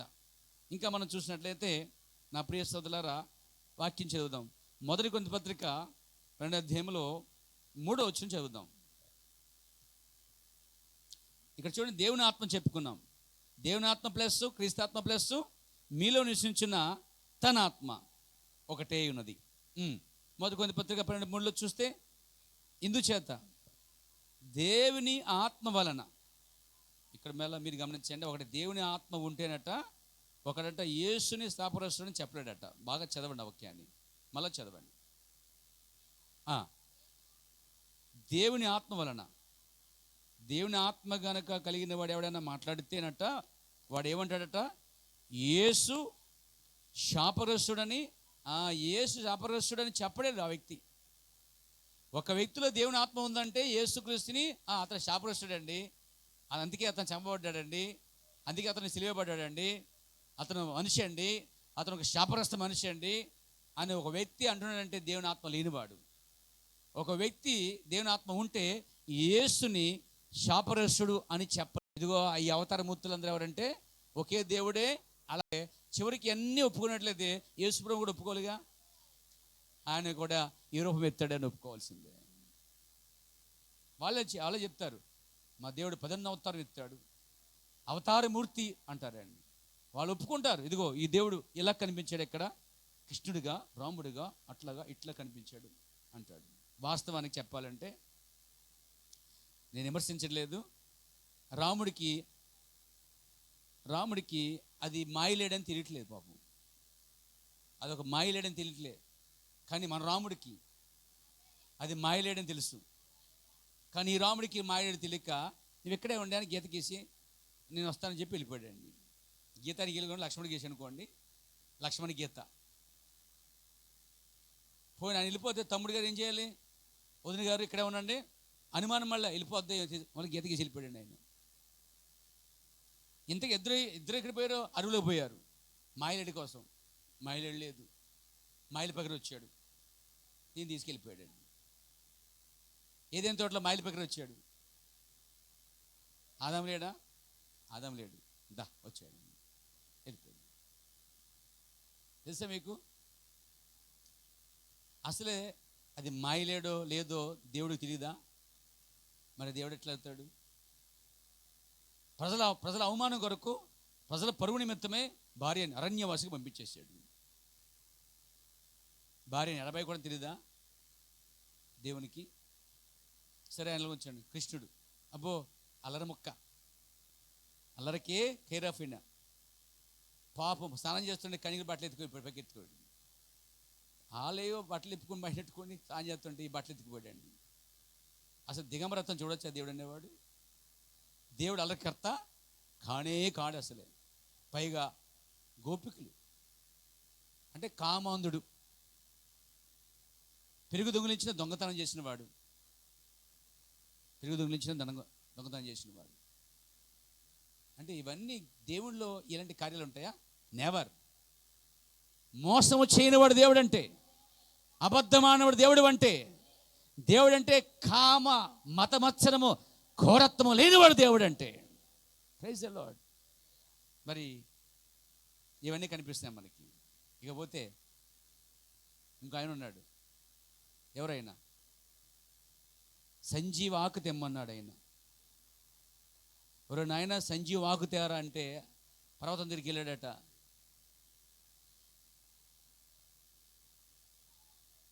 ఎదుక్కున్నాడు. అంటే ఆ చెట్లలో, ఆ మొక్కల్లో అది సంజీవ ఆకు ఏంటో తెలియనివాడు దేవుడు. నిజమా కాదా? తెలియక ఒకసారి ఫోన్ ఉంటే చేసినాడు, ఋషి గారు ఇక్కడ చాలా మొక్కలు ఉన్నాయి, ఈ మొక్కలు ఏ మొక్క నాకు అర్థం కావట్లేదు అసలు. సరే నాకు వచ్చిన ఐడియా వచ్చింది, మొత్తం పర్వతం తీసుకొచ్చేస్తాను. పర్వతాన్ని ఇలా ఎత్తుకుని ఇలా వచ్చేసాడండి ఆయన. అసలు పర్వతం పెట్టడానికి చెప్పాడా ఋషి? పర్వతం మీద ఉన్న ఆకు తెమ్మన్నాడు అంటే, పర్వతం మీద ఉన్నట్టు ఆకు సంజీవిని ఆకు అనమాట. ఆకు తీసుకొస్తే రసం తీసేస్తారు, అది ఆయుర్వేద సంబంధించింది. మరి ఆకే తిరిగినవాడు దేవుడు ఎట్లా అవుతాడు? నన్ను క్షమించండి. ఇంకో ఆయన ఉన్నాడు, ఎవరు? పరమశివుడు. మూడో కన్ను తెరిస్తే లోకం భస్మం అయిపోద్దాడు. భస్మం అయిపోతే తెరవాలి దాన్ని. దేవుడు భస్మం చేయాలా, రక్షించాలా? రక్షించాలి. దేవుడు అన్నవాడు ఏం చేయాలి? రక్షించాలి కదా. భక్షించడం, భస్మం చేసేవాడు దేవుడు కాదండి, బకాసురుడు అవుతాడు. దేవుడు అన్నవాడు ఏం చేయాలి? రక్షించాలి. దేవుడు అన్నవాడు ఏం చేయాలి? రక్షించాలి. దేవుడు అన్నవాడు ఏం చేయాలి? రక్షించాలి కదా. దేవుడు అన్నవాడు ఏం చేయాలి? రక్షించాలి. దేవుడు అన్నవాడు ఏం చేయాలి? రక్షించాలి కదా.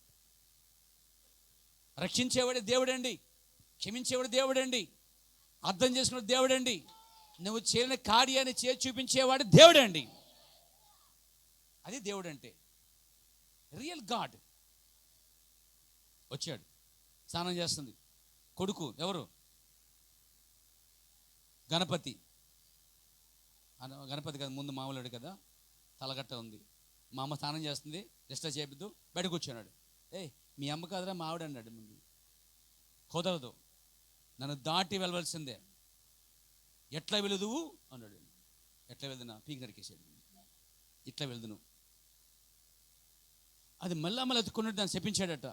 అది ఇంకా శాశ్వతంగా అయిపోయింది. సరే, ఈ లోపు స్నానం చేసిన అమ్మగారు వచ్చారు. ఎవరు? పార్వతి, ఈశ్వరి వచ్చింది. వచ్చేముంది, నా కొడుకు, గర్ర కొడుకు చచ్చిపోయాడు, ఏం చేసావు? చంపేశా. అంటే దేవుడు హత్య చేస్తాడా? హత్యలు చేస్తాడు దేవుడు. హత్యలు చేసిన క్షమించేవాడు దేవుడండి. Praise the lord. నాకు కావాలంతే. సరే సరే అని అడుగుపోయాడు. ఒక ముసలేనుగును నరికాడు. ఆ తల పట్టుకొచ్చి అతికాడు. నేనేమంటున్నాడు, అక్కడ తల ఉంది కదా, ఆ ఉన్నతను అతకలేనంత అసమర్థుడా అని అంటాను నేను. ఎస్, నా దేవుడైతే ఒక రాత్రి పాపం తెలియక, తమ రక్షణ కాపాడుకోవడానికి తెలియక వలేసేవాడు అలవాట్లేదు కాబట్టి, కత్తి అలవాట్లేదు కాబట్టి వల తప్ప కత్తి పట్టుకొని పేతురు గారు పుసుకు నరికేసాడు ఒకడిని. తలకేయబోడట. అసలే తలకేయబోయేసరికి ఏమైంది, గురి తప్పి చెవిగిరిపోయింది. నేను తలకేద్దాం అనుకున్నాను. అసలే ఆయనకి యేసుప్రభు చేయత్తాడు, నా ప్రభు మీద చేయత్తాడు వాడు అని కత్తి తీసేలాగా పీక మీద వేసరికి మనోడికి ఆ కత్తి అలవట్లేదుగా, వాళ్ళ అలవాటు తప్ప కత్తి అలవట్లేదు. అలవాట్లు పని చేస్తే ఏం చేస్తాయి, గురి తప్పుద్ది. కాబట్టి చెవి ఎగిరిపోయిందండి. చెవి ఎగిరిపోయి కింద పడిపోతే ఆ చెవి ఎలా కొట్టుకుంటుంది. అబ్బా అబ్బా అన్నాడు వాడు, ఎగిరిపోదు. యేసుప్రభు అన్నాడు, పేతురు, నువ్వు వల పట్టుకోవాలి, మనుషులు పట్టుకోవాలి, చంపడం కాదు, లోపల పెట్టి కత్తి అన్నాడు. పెట్టేసాడండి ఆయన. అప్పుడు యేసుప్రభు వెళ్ళి అడవికి వెళ్ళి తీసుకొస్తా, పెద్ద చెవి తీసుకొస్తా, ఈ చెవి అతకట్లే అని చెప్పి చెవి తీసుకొచ్చి అతుకుంటే ఎలా ఉంటుంది అసలే? అప్పుడు చిన్న చెవి పెద్ద చెవిలా ఉంటుంది. అప్పుడు చూడటానికి ఎలా ఉంటుందంటే, వికృత రూపమా, అది వేరొక మార్గమా, వేరొక దేశమా అని ఉంటుంది. అప్పుడు ఏం చేశాడు ఆయన? అదే తీసి అక్కడే స్పాట్లో, ఆన్ ది స్పాట్లో అలా పెట్టాడండి. కొట్టలేదు మళ్ళా, నో ఎనస్థేషియా, మత్తు పదార్థం లేకుండా అలా పెట్టగానే చెవతికిపోయిందండి. మరి ఆ పని ఎందుకు చేయలేదు ఆయన అని అడుగుతున్నాను నేను. దేవుడు కాదు కాబట్టి. సృష్టికర్తే. ఇప్పుడు ఒక కారు రిపేర్ చేసిన వాడు, కారు సృష్టించిన వాడు, ఆ కారులో ఏ పార్ట్ ఎక్కడుందో, ఏ పార్ట్ బాగుపడుద్దో, ఏ పార్ట్ ఆగిపోయిందో వాడికి తెలుస్తుంది. ఇప్పుడు ఆ చెవి గురించి, చెవి చేసిన వాడికే తెలుస్తుంది. నేల మట్టితో నిర్మించిన వాడే తీసుకుని అతకగలిగాడు, అంతేగాని ఇంకో చెవి పట్టరాలే. అందుకే దేవుడు, నేను నమ్ముతాను, ఆయన నాకు ఇష్టం. నమ్మడానికి ఆధారాలు ఉన్నాయి కాబట్టి నమ్మడానికి ఇష్టం. అందులో రియాలిటీ కనిపిస్తుంది, నాటకాలు ఏం కనిపించట్లేదు. అయిపోయారా? దేవునికి స్తోత్రం కలిగాక. బాబు ఈరోజు ఎలా వచ్చేసింది వాక్యం, దేవునికి మహిమ కలిగాక. చూడండి, ఇలాంటి పరిస్థితుల్లో మీరు అనొచ్చు, విమర్శిస్తాను, నేను క్రైస్తవుని కాదు, అప్పుడు నేను కూడా హిందువునే. మీన్స్ మా తల్లిదండ్రులు హిందువులే. అనగా మీన్స్ ఏంటంటే, విగ్రహార్థనలు మా ఇంట్లో ఉండేవి. నా తెలిసిన సందర్భంలో కూడా ఇంట్లో విగ్రహాలు ఉండేవి, బొమ్మలు ఉండేవి. మరి నా తెలిసిన సమయంలో వాళ్ళు గుడికి వెళ్ళిన సందర్భాలు ఉన్నాయి, వాళ్ళు కొన్ని టెంపుల్కి వెళ్ళిన సందర్భాలు ఉన్నాయి. ఎప్పుడైతే మారు రక్షణ పొందారో, వీళ్ళు ప్రభుని తెచ్చుకున్నారో, అమ్మ నాన్న వాళ్ళు ఆ విగ్రహాలను తీసేసి విరకలు ఇచ్చేసారండి వాళ్ళు. అంటే విగ్రహాల్లోంచి వచ్చిన వాడిని నేను కూడా. అందులో లేదు కాబట్టి, ఆ కుటుంబంలో పుట్టాను కాబట్టి, తెలుసు కాబట్టి చెప్తున్నాను. వెన్నడు ఆ విగ్రహంలో దేవుడు లేడు. బైబిల్ చాలా స్పష్టంగా చెప్తుందండి. చదవండి, 1 కొరింథీ పత్రిక 4వ అధ్యాయము.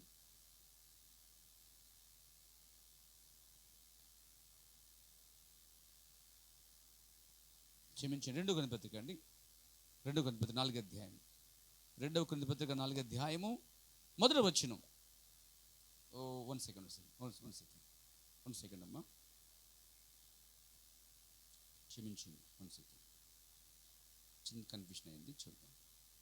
Praise the lord. 8వ అధ్యాయం, క్షమించండి, మొదటి కొరింథీ పత్రిక 8వ అధ్యాయం. నన్ను క్షమించండి, ఇక్కడ చిన్న రిఫరెన్స్ తప్పు చెప్పాను నేను. మొదటి కొరింథీ పత్రిక 8వ అధ్యాయం 4వ వచనం చూడండి. కాబట్టి విగ్రహములకు బలిగా అర్పించు వాటిని తిండి విషయం ఏమంటున్నాడు? లోకమందు ఈ లోకంలో విగ్రహం ఒట్టిది అన్నాడండి. ఒక్కడే దేవుడు అంటే విగ్రహాలు దేవుళ్ళు కాదని పౌలు గారు బోధిస్తున్నాడా? Yes sir, yes sir. దేవుడు ఒక్కడే తప్ప వేరొక దేవుడు లేడని ఎరుగుదము అన్నాడండి. చూడండి, ఇక్కడ లోకమందు విగ్రహము ఒట్టిది అన్నాడండి. అంటే అందులో ఏమీ లేదా? ఏమీ లేదా? ఇదే పౌలు గారు 10వ అధ్యాయం తిరగండి, 10వ అధ్యాయం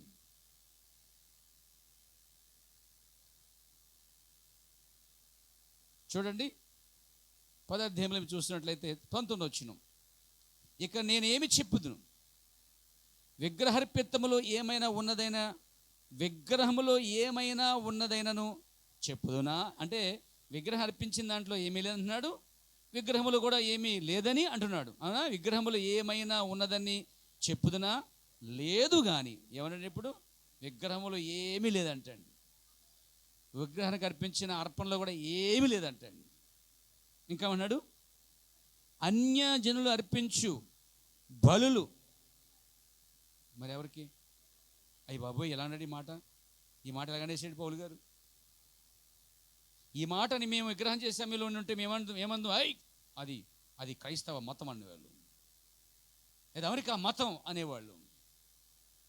ఇది మాది కాదు, పలానా మాదిగా మాలోల దేవుడు అని యేసు మాదిగా మాలో రాశాడు. ఎక్కడన్నా యేసు మాలోలకి మాదిగోలకి కొమ్మోలకి దేవుడు రాయబడలేదండి. మానవులకి దేవుడు అండి. ఆయన మానవులకి దేవుడు. మనిషి పుట్టిన ప్రతివానికి దేవుడట. ఈ యేసుని నమ్మనంటే నీకు మనిషి కాదు. ఎవరు చెప్పాలి? నేను నీ ఇష్టం ఏదనుకో, నాకెందుకు వచ్చిన గొడవ? మళ్ళీ పాస్గా నన్ను ఎలాగన్నా అంటారు. మీరు ఏమన్నాడు? అంజలి అర్పించే బలులు దేవునికి కాదట. అంటే కొబ్బరికాయ, అరటిపళ్ళు ఇవన్నీ ఏంటి? దేవునికి కాదండి, పిలక బేంబడికి. సాయంకాలం ఆయన పట్టుకెళ్ళిపోతారు. మీకు పచ్చినని చెప్పమంటారా? హిందూ టెంపుల్ కొబ్బరికాయలన్నీ మనం తినే హోటల్లో చట్నీలు అండోయ్, ఖచ్చితంగా చట్నీలు అవన్నీ. నువ్వేం కంగారు పడక్కలే, కావంటే చూసుకో. ఎక్కడ చేస్తే ఆ చట్నీ, ఆ కొబ్బరి చట్నీ అంతకుముందు కొబ్బరికాయ కొట్టిన తర్వాత చెప్పులు అమ్ముకుని వాళ్ళు తీసుకొచ్చిన కార్యాలు అని చూసారా? వాస్తవం గ్రహించండి, అందులో ఏమీ లేదండి. ప్రసాదం ఏమి లేదండి, నువ్వు కూడా తినేయచ్చు, తిన్నందుకు విమర్శించక్కర్లే. ఎందుకంటే అందులో ఏమి లేదు సంగతి బయలుపడి వస్తే సరిపోద్దిగా. ఎవరైనా ఏం పెట్టారుకో, తిరుపతి లడ్డు, నో ప్రాబ్లం, ప్రాణం చేసుకుని తినే, నో ప్రాబ్లం. పని కట్టుకుని అదే పనిలో ఉండక, ప్రత్యేకించి గుడి దగ్గర మకాయం వేసి లడ్డులో తినేక ఇంక ఘోరం. అది బుద్ధిపూర్వకమైన తప్పు అవుతుంది. అది నీ పని చేసే చోట్ల ఎవరో తీసుకొచ్చి బాబు తిరుపతి లడ్డు అంటే కొంతమంది చేస్తారు, అలా పడేస్తారు. నేనేం చేస్తా? ప్రాణం తినేస్తా. ఎందుకంటే నాకు మెచ్యూరిటీ ఉంది, నాకు ఎదుగుదల నాకు ఉంది. నీకు లేదు కాబట్టి నీకు కంగారు పడతావు నువ్వు.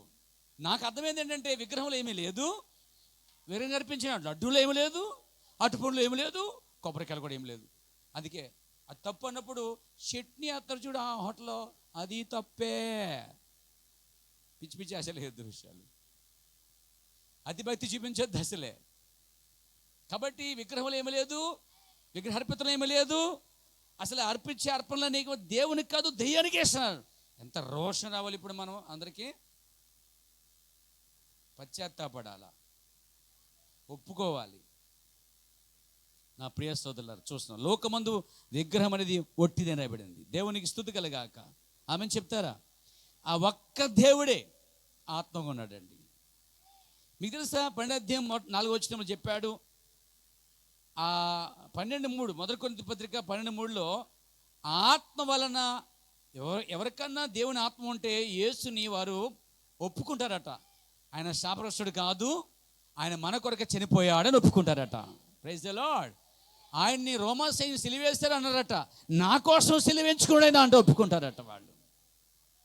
రోమా సైన్యం కొట్టి చంపేసింది అని అంటారు వాళ్ళు. అతను ఏదో తప్పు చేశాడు అన్నారట. అదిగో నేరస్తులు ఒకడికి వేలాడబడ్డాడు, అతడు శాపగ్రస్తుడు అనరట వాళ్ళు. ఎందుకంటే వాళ్ళు గుర్తిస్తారు, దేవుని ఆత్మ గల వారు ఒప్పుకుంటారు, ఆయన నాకు స్థానం తీసుకున్నాడు, నాకు బదులు చనిపోయాడు ఆయన. దేవుని ఆత్మ గల వారు ఒప్పుకుంటారు దాన్ని. అప్పుడు విగ్రహాలు పక్కన పెట్టి ఏం చేస్తారు? జీవుల దేవుణ్ణి తమ ప్రభువుగా, దేవునిగా వారు అంగీకరిస్తారండి. అలా మనమంతా వచ్చిన వారమేనండి. Praise God. దీని ఏమన్నారు? చక్కగా మత మార్పిడి అని పెట్టారండి. మీది మత మార్పిడి కాదు, మనసు మార్పిడి అండి. అసలు మార్చేయాలి దాన్ని, టైటిల్ మార్చేయాలి. మత మార్పిడి కాదు, మనసు మార్పిడి అని పెట్టాలి. అంటే మనసు మార్పిడి పెట్టాలి. అవును, మనసు మారుతుంది కదా, తాగబుద్ధి కావట్లేదు కదా, పాపం చేయబుద్ధి కావట్లేదు కదా. అంటే విగ్రహములు ఉన్నంత వరకు ఏమైతే చేయగలిగావో, విగ్రహం విడిచిపెట్టి జీవంగా దేవుని వద్దకు వచ్చినప్పుడు ఆ పరిశుద్ధాత్మ నిన్ను ఆ పని చేయనట్లేదండి. ఈ కాల ప్రవర్తనాడు. నా ప్రియ సోదరులారా, ఒక మాట మీకు చదవగోరుతున్నాను. Praise God. దేవునికి మహిమ కలుగాక. పరిశుద్ధాత్మ వచ్చినప్పుడట చూడండి, అన్నాడైనా త్రాగుబోతూ అయినచో సారా వాసన తగలగానే మనసు అటు లాగును. లాగేద్దండి వాళ్ళకి. సారా వాసన తగలగానే అందుకొట్టుంది ఇక్కడ అనగా వెళ్ళిపోతారు మందుబాబులు అందరూ. లాగేస్తుందట. త్రాగుబోతూ అయినచో సారా వాసన తగలగానే అతని మనసు అటు లాగును. కానీ పరిశుద్ధాత్మ పొందినప్పుడు ఆ వాంఛ నీలో నుండి కడిగివేయబడును, ఆ కోరిక నీలో నుంచి పోవును. ఎంత బాగా చెప్పాడు అన్నమాట ఆయన. పరిశుద్ధాత్మ ఉన్నప్పుడట తాగాలనే కోరిక ఉండదటండి. చుట్ట కావచ్చు, లేకపోతే మందు కావచ్చు, వ్యభిచారం కావచ్చు. పరిశుద్ధాత్మ ఉన్నప్పుడు ఒక వ్యభిచారికి వ్యభిచారం చూడగానే లాగేస్తుంది, ఒక త్రాగబోతుకి మందు చూడగానే లాగేస్తుంది. కానీ పరిశుద్ధ పొందుకున్నవాడు ఆ వాంఛలో, ఆ వాంఛ అతను కడిగేయబడుదట. దేవునికి స్తోత్రం. పరిశుద్ధాత్మ ఉన్నప్పుడట ఆ వాంఛ నిన్ను కడిగేస్తుందండి. పరిశుద్ధాత్మ ఉన్నప్పుడు ఆ కోరిక నీలో చచ్చిపోతుందట. ఎందుకంటే పరిశుద్ధాత్మ దాన్ని చంపివేస్తుందండి. పరిశుద్ధాత్మ అగ్ని వలె ఆ కోరికని కాల్చేస్తుందండి. అగ్ని ఎలా కాల్చివేస్తుందో అలాగే నీ లోపల ఆ కోరికలను, ఆ వాంఛలను పరిశుద్ధాత్మ కాల్చివేస్తుందండి. దేవునికి మహిమ కలుగాక. Praise the lord. నా ప్రియ స్తుతులారా, మనం చూస్తున్నాం దేవునికి స్తుతి కలుగాక. కాబట్టి ఆ ఒక్క ఆత్మయే నేను యేసు ప్రభువును ఒప్పింపజేసేది. ఆ ఒక్క ఆత్మయే నేను యేసుక్రీస్తు నాకు చనిపోయిన ఒప్పింపజేసేది. 12వ అధ్యాయం 4వ వచనం చూసినట్లయితే, మొదటి కొరింథీ పత్రిక 12వ అధ్యాయం 4వ వచనంలో ఆత్మ ఒక్కడే. చూసారా, మీకు తెలుసా ఆత్మ ఒక్కడే రాయబడింది. కింద ఆ ఒక్క ఆత్మకే 9 కృపావరములు ఉన్నాయండి. ఎన్ని ఉన్నాయండి? ఆత్మ ఒక్కడే, ఆ ఒక్క ఆత్మకే 9 కృపావరములు ఉన్నాయి. దేవునికి స్తోత్రం. తర్వాత గల్తీ పత్రిక 5వ అధ్యాయం 22వ వచనం చూసినట్లయితే అక్కడ కూడా ఒకే ఆత్మ రాయబడుద్ది. ఆత్మ అని రాయబడుద్ది, ఆత్మ ఫలము అని రాయబడుద్ది. ఆత్మ యొక్క ఫలము వాస్తవం చెప్పాలంటే ఒకే ఆత్మ, కానీ అక్కడ 9 ఫలములు ఉన్నాయండి. ఒకే ఆత్మ. మొదటి కొరింథీ పత్రిక 12:4 ప్రకారముగా ఒకే ఆత్మ 9 కృపావరములు. బుద్ధివాక్యము, జ్ఞానవాక్యము, స్వస్థత, ప్రవచనము, ఆత్మ వివేచించుట, ఇంకేమన్నాడు? భాషలు, భాషకు అర్థం చెప్పుట అనేది ఇక్కడ 9 కృపవరములు. వరములు వేరువేరుగా ఉన్న ఒకే ఆత్మ ద్వారా వస్తున్నాయి అన్నాడు. అలాగే గల్తీ పత్రిక 5వ అధ్యాయంలో ఒక్క ఆత్మనే, ఆత్మ ఒకటే, కానీ ఆ ఆత్మలోనే 9 రుచులు ఉన్నాయి, 9 ఆత్మ ఫలములు ఉన్నాయండి. ఆత్మ ఒక్కటే, 9 ఫలములు. సాత్వికము, దైలత్వము, ఇంకా ఆశ నిగ్రహము, ఇవన్నీ కనిపిస్తాయి మనకి. ఇవన్నీ కూడా 9 ఆత్మ ఫలములు. అక్కడ 9 కృపవరములు. అక్కడ కూడా అదే ఆత్మ, ఇక్కడ కూడా అదే ఆత్మ. 9 కృపవరాలు తీసుకొచ్చినది ఒకే ఆత్మ, 9 ఆత్మఫలాలు తీసుకొచ్చేది కూడా ఒకే ఆత్మ. ఇక్కడ 2 ఆత్మలు లేవు, ఎందుకంటే ఉన్నది ఒకే ఆత్మ కాబట్టి. Praise God. ఆమెను చెప్తారా? ఇప్పుడు పాయింట్కి వద్దాం. దేవుడు ఆత్మ, ఆమెను చెప్తారా? దీన్ని దేవుని ఆత్మను పిలిచారు. ఇంకా చెప్పండి, ఇది మొదట దేవుని ఆత్మ, రెండోది యెహోవా ఆత్మ, మూడోది ప్రభువే ఆత్మ, నాలుగోది నిత్యుడగు ఆత్మ, ఐదోది పరిశుద్ధాత్మ. ఈ 5 రకాలుగా పిలువబడినప్పటికీ ఆత్మ ఒక్కటే. దీన్ని విభజించడానికి వీలు లేదు ప్రియారా. వివరించినప్పుడు దేవుని ఆత్మ, యెహోవా ఆత్మ, ఆ ఆత్మే ప్రభు, నిత్యుడగు ఆత్మ, మరియు పరిశుద్ధాత్మ. దీన్ని కొత్త నిబంధనలో పరిశుద్ధాత్మ అన్నారు, క్రీస్తు ఆత్మ అన్నారు. పాత నిబంధనలో యెహోవా ఆత్మ అన్నారు. కాబట్టి యెహోవా ఆత్మ అన్న, ఆత్మ అన్న, క్రీస్తాత్మ అన్న పరిశుద్ధాత్మేనని సంఘం గ్రహించవలసింది కోరుతున్నాను. ఇప్పుడు మనము రోమపత్రిక 8:14 వద్దాం. దేవుని ఆత్మ చేత ఎందరు నడిపించబడుదురో వారందరూ దేవుని కుమారులు అనబడుదురట. ఇప్పుడు దేవుని ఆత్మ నీలోకి వచ్చినప్పుడు నువ్వు దేవుని కుమార్తెవి, కుమారుడివి. అందుకు దేవునికి నువ్వు ఎంతో వందనాలు చెల్లించాలి, స్తోత్రం చెప్పాలా, ఆమేన్ చెప్పాలా. మీకు తెలుసా, పరిశుద్ధాత్మ నీలో లేకపోతే నువ్వు ఆమేన్ చెప్పలేవట. పరిశుద్ధాత్మ నీలో ఉంటేనే నువ్వు ఆమేన్ చెప్తావట. నీవు పరిశుద్ధాత్మను కలిగి ఉన్నావంటే దేవుని ప్రతి ఒక్క వాక్యమునకు నువ్వు ఆమేన్ చెప్తావట. అది రాత్రి 3 గంటలకు ఎప్పుడు నా స్టేటస్లో పెట్టుకున్నాను. అంటే నేను చదివాను అర్థం. అక్కడ నేను ఏదైతే చదివానో, ఏదైతే నేను చెప్పబోతున్నానో ఆ రాత్రే ఆల్రెడీ నాకు లోపలికి వచ్చేస్తాయి అవన్నీ. సో 3 గంటల టైంలో దాన్ని టైప్ చేసి జాగ్రత్తగా స్టేటస్లో పెట్టుకున్నాను. ఉదయం దాన్ని బయట తీయాలి ఉద్దేశంతో. వాస్తవానికి నా అంశం అదే. అసలే ప్రైజ్ ది లార్డ్. నేనేం చదివానో, ఏం ధ్యానించానో, ఏం గ్రహించానో దాన్ని చెప్తున్నాను. పేర ఎక్కడో విన్నది, ఎక్కడ రాసుకున్నది కాదు, ధ్యానించినదే, ప్రవక్త చెప్పిన విషయాలు ఇవన్నీ. దేవునికి స్తోత్రం కలగాక. నిజంగా ప్రవక్త అన్నాడు, నీవు పరిశుద్ధాత్మను కలిగి ఉన్నావు అంటే, నీలో పరిశుద్ధాత్మ ఉంది అంటే దేవుని యొక్క ప్రతి వాక్యమునకట నువ్వంట మౌనంగా ఉండవట ఆమేన్ చెప్తావు. వాక్యం ఎలవెడుతున్నప్పుడు, వాక్యం చెప్తున్నప్పుడు, వాక్యం చదువుతున్నప్పుడు, వాక్యం ప్రకటించినప్పుడు నీలో ఉన్న పరిశుద్ధాత్మ ఊరుకోదండి, మౌనంగా ఉండదండి. అసలే మీరు ఎలా మౌనంగా ఉన్నా నాకు అర్థం కావట్లేదు పోయారా. కానీ బైబిల్ చెప్తుంది, ప్రవక్త చెప్తున్నాడు, పరిశుద్ధాత్మ నీలో ఉంటే వస్తున్న ప్రతి వాక్యానికి నువ్వు ఆమేన్ చెప్తావట. ఆమేన్ చెప్పకపోతే నీలో పరిశుద్ధాత్మ అనేది లేదు.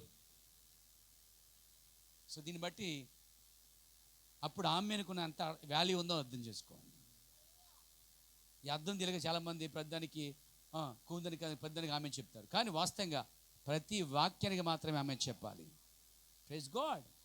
దేవునికి మహిమ కలుగాక. కాబట్టి ఇక్కడ దేవుని ఆత్మతో నడిపించే వారందరూ కూడా ఎవరంటే దేవుని కుమారులు. గలతీ పత్రిక 5:25 వచనంలో ఆత్మను అనుసరించి చదవండి. 5:20 వచనం, ఆత్మను అనుసరించి జీవించేవారేమైతమా ఆత్మను అనుసరించి క్రమముగా నడుచుకుందాము అంటాడండి. అంటే పరిశుద్ధాత్మ నీలో, అర్థమైందా? దేవుని ఆత్మ, క్రీస్తాత్మ = పరిశుద్ధాత్మ. ఇప్పుడు మనం పరిశుద్ధాత్మ చెప్పుకుంటున్నాం. ఇప్పుడు మనం పరిశుద్ధాత్మ మూడో ఆత్మ కాదు, మూడో దేవుడు కాదు, మొదట దేవుడే. మొదట ఉన్నటువంటి ఆ జలనపై ఆడుచున్న ఆత్మయే, ఆ యెహోవా ఆత్మయే, నిత్యుడగు ఆత్మయే పరిశుద్ధాత్మ ఉంది ఇప్పుడు. ఆమేన్. పరిశుద్ధాత్మతో నువ్వు నడిపించబడితే నువ్వు దేవుని కుమార్తెవి, దేవుని కుమారుడివి. ఇంకా ఉంది పరిశుద్ధాత్మ. గలతీ పత్రిక 5:25 వచనంలో ఆత్మను అనుసరించి జీవించేవారు అయితేమా ఆత్మను అనుసరించి పరిశుద్ధాత్మ క్రమాన్ని నేర్పిస్తుంది. నాకు అది తెలుసు, ఇది తెలుసు కాదు, ముందు క్రమం తెలుసా? నాకు 7 ముద్దలు తెలుసు, 7 బూరలు తెలుసు, 3 అయ్యోలు తెలుసు, కానీ నీకు అన్నీ తెలిసినా క్రమముగా లేడు ఒకడు, క్రమముగా లేదు ఒకటి అంటే దాని అర్థము అసలు ఆత్మయే లేదు అక్కడ. దేవుని ఆత్మను అనుసరించి నడిచేవారంటండి క్రమముగా నడుచుకుంటారట. ఆర్డర్లో ఉంటారు వాళ్ళు, క్రమాన్ని కలిగి ఉంటారు వాళ్ళు. పరిశుద్ధాత్మ పొందుకున్న వారు ఖచ్చితంగా యేసుక్రీస్తును బాప్తిస్మం పొందుతారు, దానికి ముందే మారుమనసు పొందుతారు, బాప్తిస్మం పొందుతారు, పరిశుద్ధత పొందుతారు. ఆ పరిశుద్ధాత్మ అని చేస్తుంది, క్రమముగా నడిపిస్తుందట. నువ్వు క్రమశిక్షణ కలిగి ఉంటావు, నీ మాటలు క్రమంగా ఉంటాయి, నీ భక్తి క్రమంగా ఉంటుంది, నీ బైబిల్ చదువు క్రమంగా ఉంటుంది, నీ వాక్యం ఉంటే కూడా క్రమంగా వింటావు. మధ్య మధ్యలో కాదు, అప్పుడప్పుడు కాదు, క్రమంగా వింటావు, భక్తి క్రమంగా ఉంటావు, చర్చికి కూడా క్రమంగా వస్తావు, ప్రార్థన క్రమంగా చేస్తావు, వాక్యాన్ని క్రమంగా చదువుతావు, వర్తమానం క్రమంగా అంగీకరిస్తావు. అన్ని క్రమంగా ఉంటాయి పోయారా, అక్రమంగా ఉండవు పోయారా. అక్రమం చేయవాళ్ళరా నద్దు నుంచి పోండి అంటాడు ఆత్మ. కానీ దేవుని ఆత్మ గలవరట ఆ ఆత్మను అనుసరించి క్రమముగా నడుచుకుందుము అంటే పరిశుద్ధాత్మ మనల్ని ఏం చేస్తుంది? క్రమమైన దానికి తీసుకొస్తుంది. క్రమం అంటే ఏమిటి? ఒకడు ముందు కూర తినేసాడు, తెల్లని తినడు, దాన్ని ఏమంటారు? ఇదేం ఇదేం కర్మ అంటాం. ఇదేం కర్మ, క్రమం లేని కర్మ అంటాడు. ఎలా తింటాడు? ముందు తెల్లని తినేసి తలకూర తింటాడా? చక్కగా కలుపుకొని తింటాడు. అవునే కదా? మాట్లాడేంటండి, క్రమమేనేదా? అయితే ముందు ఎవడైనా పెరిగిన తినేసి కూర తింటాడా? సాధారణంగా ఏం చేస్తారు? అన్నం తిని లాస్ట్కి పెరిగేసుకుంటారు. కొంతమంది ఏం చేస్తారు? ముందు పెరిగేసుకున్న తర్వాత అన్నం వేసుకుంటారు, కూర వేసుకుంటారు. అసలు క్రమం ఏంటి అక్కడ? 10th క్లాస్ ప్రారంభిస్తారు చదువు, యూకేజీ స్టార్ట్ అవుద్దా? యూకేజీ స్టార్ట్ అవుతుంది.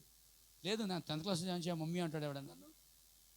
సో క్రమం అది, ఆతో ప్రారంభించబడుద్ది క్రమం అది. అలాగే భక్తి కూడా మారు మనసు క్రమం, బాప్తిసం క్రమం, పరిశుద్ధాత్మ క్రమం, వర్తమానిక విధానములు ఉన్న క్రమం, అన్ని ఆర్డర్లో ఉండాలి. కట్టెలన్నీ క్రమముగా పేర్చబడ్డాయి. అప్పుడే అగ్ని వచ్చింది. సంఘం క్రమముగా ఉన్నప్పుడే, క్రమమైన భక్తి చేసినప్పుడే పరిశుద్ధాత్మ పనిచేస్తుందండి. అసలు క్రమం లేకుండా నాకు బైబిల్ తెలుసు, గ్రంథాలు తెలుసు, ప్రవర్తకం తెలుసు, తలపండిపోయింది అని ఏ వ్యక్తి చెప్పినా ఆ వ్యక్తి క్రమంగా లేని ఎడల ఆత్మతో లేడు ఆ వ్యక్తి అని మీరు గ్రహించాలి. అక్షరముతో ఉన్నాడు కానీ ఆత్మతో లేడు. ఈరోజు బైబిల్ జ్ఞానం ఉంది, వర్తమాన జ్ఞానం ఉంది, కానీ క్రమమైన ఆత్మ లేదండి. ఈరోజు బోధలు క్రమంగా లేవు, వర్తమాన జీవులు క్రమంగా లేరు, పాస్టర్లు క్రమంగా లేరు, సేవ కూడా క్రమంగా కూడా లేదు. పియారా ఈ నిజంగా పరిశుద్ధాత్మ ఉంటే సేవ కూడా క్రమంగా ఉంటుంది, మారుమనసు క్రమంగా ఉంటుంది, భక్తి క్రమంగా ఉంటుంది, మనిషే క్రమంగా ఉంటాడండి. వంకరగా వచ్చేది ఏది క్రమం కాదు. దేవుని పరిశుద్ధాత్మనుడు క్రమాన్ని గౌరవిస్తాడు, రెస్పెక్ట్ ఇస్తాడు, రెస్పెక్ట్ టు ఆర్డర్. ఆ క్రమాన్ని గౌరవిస్తాడు, సంఘ క్రమాన్ని గౌరవిస్తారు. దేవునికి స్తోత్రం కలిగాక. ఇంకా మనం చూసినట్లయితే మరి 1 కొరింథీ పత్రిక 3:17లో ఆత్మ ఎక్కడైతే ఉంటుందో అక్కడ స్వాతంత్రం ఉంటుందట, ఇండిపెండెంట్. హల్లెలూయా. దేవుని పరిశుద్ధాత్మ ఉన్నవాడు ఒక్కడికి దాసుడు కాడు, బానిసలుగా ఉన్నాడు. ఆత్మ సంబంధంగా బానిసత్వం ఉండదు, సంఘ బానిసత్వం ఉండదు, సేవక బానిసత్వం ఉండదు. హల్లెలూయా. దేవుని ఆత్మ గలవాడట. ఎక్కడైతే ఆత్మ ఉంటుందో అక్కడ స్వాతంత్రం ఉంటుందట. దేవునికి స్తోత్రం. 2 కొరింథీ పత్రిక 3:18లో ప్రభువే ఆత్మ గనక, ప్రభువే ఆత్మ. చదువుదాం 2 కొరింథీ పత్రిక 3:18. ప్రభువే ఆత్మ గనుక. చూసారా? ప్రభువే ఆత్మట. ప్రభువుకు ఆత్మ చేత ఆ పోలికగానే మార్చబడుచున్నాం. అంటే ఎంతగా ప్రభువు ఆత్మ అంటే పరిశుద్ధాత్మ చివరికి ఏం చేస్తుంది? పరిశుద్ధాత్మ మనల్ని ఏం చేస్తుందంటే బైబిల్ ఆ పోలికగానే మార్చుచున్నది అట. ఎందుక పరిశుద్ధాత్మ ఏం చేస్తుంది? మనల్ని క్రమపరుస్తుంది, మర్మం బయలుపరుస్తుంది, పాపను ఉపంపజేస్తుంది, లోకాన్ని ఉపంపజేస్తుంది. పరిశుద్ధాత్మ సత్యం నుండి సర్వసత్యం తీసుకెళ్తుంది. పరిశుద్ధాత్మ మర్మం బయలుపరుస్తుంది. పరిశుద్ధాత్మ గ్రంథ సంగతులు బయలుపరుస్తుంది. పరిశుద్ధాత్మ సమస్తం తేడబరుస్తుంది. పరిశుద్ధాత్మ క్రమపరుస్తుంది. పరిశుద్ధాత్మ చివరికి యేసు ప్రభు యొక్క పోలికలోనికి మారుస్తుంది. ప్రభువే ఆత్మచేత చూడండి ఆ పోలికగానే మార్చబడుచున్నామన్నాడు. అంటే ఎంతగా పరిశుద్ధాత్మ మనల్ని ఏం చేస్తుంది? చెక్కి చెక్కి చెక్కి చెక్కి చక్కగా ఆయన పోలికలకు మారుస్తుంది. క్రీస్తు స్వరూపం మనందు ఏర్పడే వరకు అన్నాడు పౌలండి. క్రీస్తు స్వరూపం ఏర్పడినట్లుగా పరిశుద్ధాత్మ ఏం చేస్తుంది? మనల్ని ఎగస్ట్రా కొమ్ములన్నీ చెక్కి, పరికరాన్ని మట్టి అంతా తీసివేసి, చెత్త అంతా తీసివేసి పరిపూర్ణమైన మానవ సంపూర్ణతను తీసుకొస్తుంది పరిశుద్ధాత్మ. హల్లెలూయా. ఆమేన్ చెప్తారా? దీన్నే ప్రవర్తనాడు పరిశుద్ధాత్మనే నడిపింపనీయుడి అన్నాడండి. పరిశుద్ధాత్మ చేతే నడిపించబడని అంటున్నాడు పుత్రశ్రీకర్మలో. అలాగే పరిపాలించినది మనుషులు కాదు, దేవుని ఆత్మయే పరిపాలించవలన్నాడు. నికోలితల బీజం అనే వర్తమానం చెప్తున్నాడు. పరిశుద్ధాత్మ నాయకత్వమునకు మరలి వెళ్ళుము అన్నాడండి. నికోలితల బీజం అనే వర్తమానంలో పరిశుద్ధాత్మ అను గొప్ప నాయకుడు మనకున్నాడు. నిత్యము బడ నుండి ఊరెడి నీరుని వర్తమానం చెప్తున్నాడండి ఆయన. పరిశుద్ధాత్మ ఉంటే దేవుని ప్రతి వాక్యమునకు నీవు ఆమెన్ చెప్పుదు అన్నాడండి. సొలొమోను కంటే గొప్పవాడు ఇక్కడ ఉన్నాడు అనే మాటలు. ఇక్కడ పరిశుద్ధాత్మ గురించి చెప్పబడిన కొన్ని మాటలు ఉన్నాయి. ఆమెన్ చెప్తారా? పరిశుద్ధాత్మ ఉన్నప్పుడట ఒక మనిషిని క్రీస్తునందు ఆ పరిశుద్ధాత్మ దాస్తుందండి. గ్లోరీ. పరిశుద్ధాత్మ అంటే తాను జీవించిన కాలమునకు చెందిన వాక్యమును నమ్ముట వలన, చేర్చుకుంట వలన పరిశుద్ధాత్మ బాప్తిస్మం పొందినట్లు అంటున్నాడండి. Praise God. పరిశుద్ధాత్మ పొందినప్పుడు ఆయన వాక్యమును మీ ఆహారమగు, మీకు అవసరమగు ఆహారము కంటే ఆ వాక్యాన్ని ఎక్కువగా, ఆ వాక్యం కొరకు జీవించడానికి ఆరాటపడతావట. శరీర సంబంధమైన ఆహారం కన్నా ఆత్మ సంబంధమైన ఆహారం కొరకు ఆరాటపడే విధానము పరిశుద్ధాత్మ పొందుకునే విధానం. Praise God. ఇంకా అప్పుడు చెప్తున్నాడు, పరిశుద్ధాత్మ పొందుకున్న వాడికి ఆ వాంఛలు, ఆ భయంకర తాగిపోతే కోరికలు, ఆ కార్యాలు అన్నీ కడిగివేయబడతాయట. పరిశుద్ధాత్మ హృదయం శుద్ధి చేస్తుందట. Praise God. పరిశుద్ధాత్మ లేకుండా పేతురు గారు యేసుని వెంబడించాడు, తీగలు బాగొట్టాడు, సువార్త చెప్పాడు, రోగులు బాగు చేశాడు, సువార్తను బోధించాడు. అయినా కానీ పేతురికి మనమసలేదటండి. కానీ పేతురు ఒక రోజున తాను పట్టబడిన రాత్రి 3 సార్లు అబద్ధపడి చూడండి. అప్పుడు ఆ తర్వాత పశ్చాత్తాపడ్డాడు, వ్యసనాక్రాంతుడైపోయాడు. అదే సరైన మారు మనసు అండి. దేవునికి స్తోత్రం కలుగాక. అంటే పరిశుద్ధాత్మ లేకుండా బోధించవచ్చా? పరిశుద్ధం లేకుండా అద్భుతం జరగవచ్చా? తెగిలిపోతాయా? సూచన వెనక శబ్దం ఉండాలండి. వాక్యము ఎంత యథార్థమైందో, ముందు వాక్యమే సూచన, తర్వాత శబ్దం. అంటే వాక్యమే శబ్దం, తర్వాత సూచన. ఈరోజు సూచనలు ముందు ఉన్నాయి, వాక్యం లేదు. కానీ ఈరోజు శబ్దం ముందు ఉండాలి, సూచక్రియ వెనకాల ఉండాలి. శబ్దం వెంబడించేవే సూచక్రియలు. అదే పరిశుద్ధాత్మ. దేవునికి స్తోత్రం. ఆమె చెప్తారా? ఓ దేవునికి మహిమ కలుగాక. నా ప్రియుల, పరిశుద్ధాత్మ బాప్తిస్మం అంటే మిమ్మల్ని క్రీస్తులోకి తీసుకొస్తుందట. యేసుక్రీస్తు యొక్క బాప్తిస్మం తీసుకున్నప్పుడు, అనగా యేసుక్రీస్తు బాప్తిస్మం ఉన్నప్పుడు, లేక పరిశుద్ధాత్మతో నింపబడినప్పుడు క్రీస్తు యొక్క శరీరంలోనికి ఆత్మ నీకు బాప్తిస్మం ఇచ్చుచున్నది అన్నాడండి. ఆమేన్. పరిశుద్ధాత్మ బాప్తిస్మం ద్వారా మీరు నిత్య జీవులోనికి వెళ్ళుదురు. పావురములో చేదుండదు. అదేవిధంగా పరిశుద్ధాత్మ బాప్తిస్మం పొందిన వారిలో ఈ లోకపు చేదుండదట. ఓ దేవునికి స్తోత్రం. ఇంకా అన్నాడైనా చూడండి, అతడు ఆత్మ యొక్క పరిపూర్ణతను పొందును, అట్టివాడు ఎల్లప్పుడూ వాక్యముతోనే నిలిచిండును. పరిశుద్ధాత్మ బాప్తిస్మం పొందినవాడు నిజముగా యేసుక్రీస్తు శరీరంలో చేర్చబడుతున్నాడు. పరిశుద్ధ బాప్తిస్మం పొందినవాడు ఆత్మిక సంపూర్ణత పొందుతున్నాడు. అట్టివాడట ఎల్లప్పుడూ వాక్యముతోనే ఉంటాడట.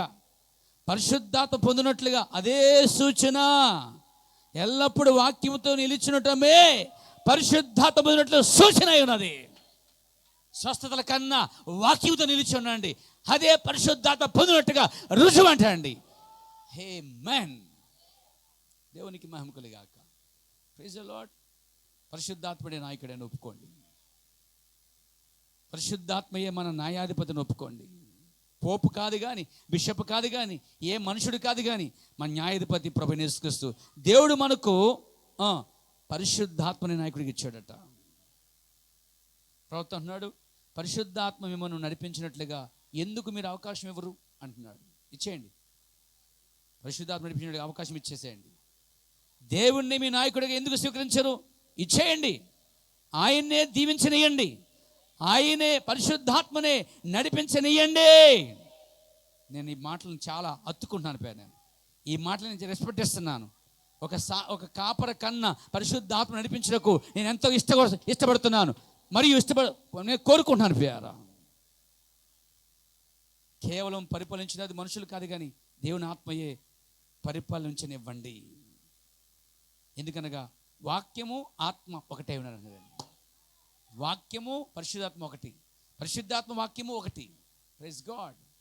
అందుకే గతించని వాక్యం పైన ఎవరైతే నిలిచి ఉంటారో స్వస్థతలు, మర్మములు, అద్భుతాలు, సూచక్రియలు, ఈ మహత్కార్యములు కన్నా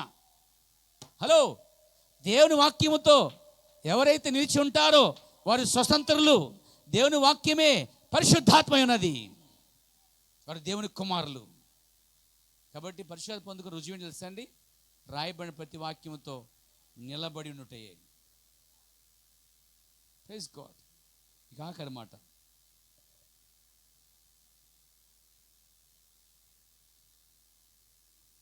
పరిశుద్ధాత్మను నిరాకరించి నేనే పరిశుద్ధాత్మని చెప్పుకొనిచున్న అనేక మంది ఉన్నారు ఈరోజు. పరిశుద్ధాత్మ నాయకుడిని తోసేసి ఆ సింహాసనం మీద పాస్టర్లు కూర్చున్నారు, బాబాలు కూర్చున్నారు, రెవెన్యూలు కూర్చున్నారు, పోపులు కూర్చున్నారు. వాళ్ళందరినీ తోసేయండి నేను మధ్యాహ్నం తోసేసి యేసుప్రభుకి ఇచ్చాను ఆ సింహాసనాన్ని. మీ హృదయ సింహాసనం మందు ఏ మానవుడు ఏ సేవకుడు కాదు, ఆ సింహాసనం కేవలం ప్రభువైన యేసుక్రీస్తుకు మాత్రమే. ఓన్లీ జీసస్, ఆయనకి మాత్రమే. ఆ సింహాసనం మీద కుమారుడు కూర్చుంటే తోసేయండి, గెంటండి ముందు అర్జెంట్ తీసి గెంటండి. యేసుప్రభుకు ఆ స్థానం ఎవరిది? కుమార్తెది కాదు, కుమారుడిది కాదు, ప్రేమించిన పీడిది కాదు, ప్రియులది కాదు, భార్యది కాదు, భర్తది అంతకంటే కాదు, అసలు అది యేసుక్రీస్తుకి మాత్రమే. ఒకవేళ ఆ సింహాసనం మీద ఎవరైనా కూర్చుంటే ఈ తొగిపోతే నాకు ఇవ్వండి, అవకాశం నేను తోసేస్తాను. ఆ సింహాసనం యేసుక్రీస్తుకి మాత్రమే అన్నాడైనా. ఈరోజు పోపు ఆలయంలో దేవుని వాక్యముగా కూర్చున్నాడు. పరిశుద్ధాత్మ బదులు పోపు కూర్చున్నాడు, బిషప్ కూర్చున్నాడు, రెవెరెండ్ కూర్చున్నాడు, పాస్టర్ కూర్చున్నాడు. మంచి మంచి సేవకులందరూ కూడా ఆ స్థానం ఆక్రమించేశారండి. నేను అంటున్నాను, ఎంత మంచోలైనా అభిమానులైనా దురాభిమాని నీకున్న ఆ స్థానము నీ అభిమాని బట్టి చంపివేయక ఆ స్థానం క్రీస్తుకి నీవు ఇవ్వాలి. అక్కడ కూర్చుండి ఆయన మనల్ని నడిపించాలి. అక్కడ కూర్చుండి ఆయన నాయకుడిగా ఉన్న కోరుకుతున్నాడు. పోపుకి ఆ స్థానం ఇవ్వద్దు. రోమన్ కేథలిక్ వారు పోపుకి ఇచ్చారు, సంఘశాఖ వాళ్ళు నాయకులకి ఇచ్చారు. చాలామంది మరి బ్రహ్మం వెంబడిస్తుందని చెప్పేవారు చాలామంది. పేరుకే బ్రహ్మం కానీ పరిశుద్ధ నాయకత్వం లేకుండా మానవుల చేతి కింద ఉన్నారు పేరు. ఈ కాల ప్రవర్తన్నాడు మనలంట బానిసలుగా చేయడానికి దేవుని ఆత్మ లేదంట. బానిసత్వం విడిపించబడి మానవ నాయకత్వం బయటకు వచ్చి పరిశుద్ధాత్మ నాయకత్వం ఉండక దేవుడు పిలిచాడట. ప్రవర్తనాడు పోపు కానీ బిషప్ కానీ లేదా మరొకరిని న్యాయాధిపతిగా దేవుడు మనకు ఇయ్యలేదట. ఎవరిని మనకు నాయకుడిగా ఇవ్వలేదు. ప్రవర్తనాడు దేవుని యొక్క వ్యక్తిత్వమే పరిశుద్ధాత్మ రూపముగా ఉన్నది. పరిశుద్ధాత్మయే మన యొక్క న్యాయాధిపతి లేక నాయకుడు మరియు మార్గదర్శి అయి ఉన్నది.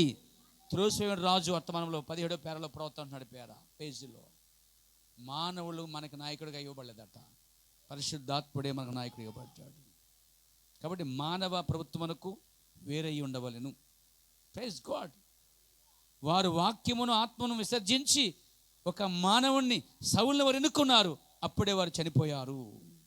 మానవ ప్రభుత్వం కింద వారు ఏర్పరచుకున్నారు. మనమైతే పరిశుద్ధాత్మను గొప్ప నాయకుడు ప్రవర్తనాడు. కాలం యొక్క సంగ్రహ వర్తమానంలో 22 పేజీలు అంటున్నాడు ఆయన, పరిశుద్ధాత్మను గొప్ప నాయకుడు మనకున్నాడు. ఈ నాయకుడు ఎన్నడు మనలను త్రోవ తప్పించడు. ఇది తెలిసిన తర్వాత ఏం చేస్తాం? త్రోవ తప్పించిన నాయకుడిని ఎవడైనా వెంబడిస్తాడండి. నేను ఆ నాయకుని వెంబడిస్తున్నాను. నేను లోకమందు ఏ నాయకుని వెంబడించడం లేదు పేద. ఇదిగో ఆ నాయకుని వెంబడిస్తున్నాను. ఈ నాయకుడు అట ఏం చేస్తాడు? త్రోవను తప్పించడట. నిత్యము బను నిత్యము వర్తమానంలో ప్రవర్తనాడు 64 పేరాలు అంటున్నాడు ఆయన, పరిశుద్ధాత్మే మా గొప్ప నాయకుడు మనకున్నాడు. ఈ నాయకుడు మనల్ని ఎన్నడూ త్రోవ తప్పించడు. పరిశుద్ధాత్మయే మీ నాయకుడు. ఆ పరిశుద్ధాత్మయే ఇప్పుడు చెప్పుకున్న కార్యం. సో ఆయన తండ్రిగా ఉన్నాడు, ఆయన కుమారుడిగా పనిచేస్తాడు. ఆయన ఇప్పుడు పరిశుద్ధాత్మ గుండా ఏం చేస్తున్నాడు తెలుసా? నాయకుడిగా ఉన్నాడు, సైన్యులకు అధిపతిగా ఉన్నాడండి. ఈ సైన్యానికి అధిపతి ఎవరు? రెవరెండ్ బిషప్ పోపులు, ఎత్తు పల్లాలు, ఎల్లోడు తెల్లోడు నల్లోడు కాదు, పొట్టోడు పొడుగుడు కాదట, జ్ఞానవంతుడు తెలివైనవాడు కాదట, పరిశుద్ధాత్ముడండి. ఈ సంఘమునకు ఎల్లప్పుడు ఎప్పటికి కూడా ఈ సంఘానికి పరిశుద్ధాత్ముడే నాయకుడు. దాన్ని ఎల్లప్పుడూ అలాగే కాపాడండి. దేవుడు మనం దీవించును కాక. తెలిసిన పడుతుంది.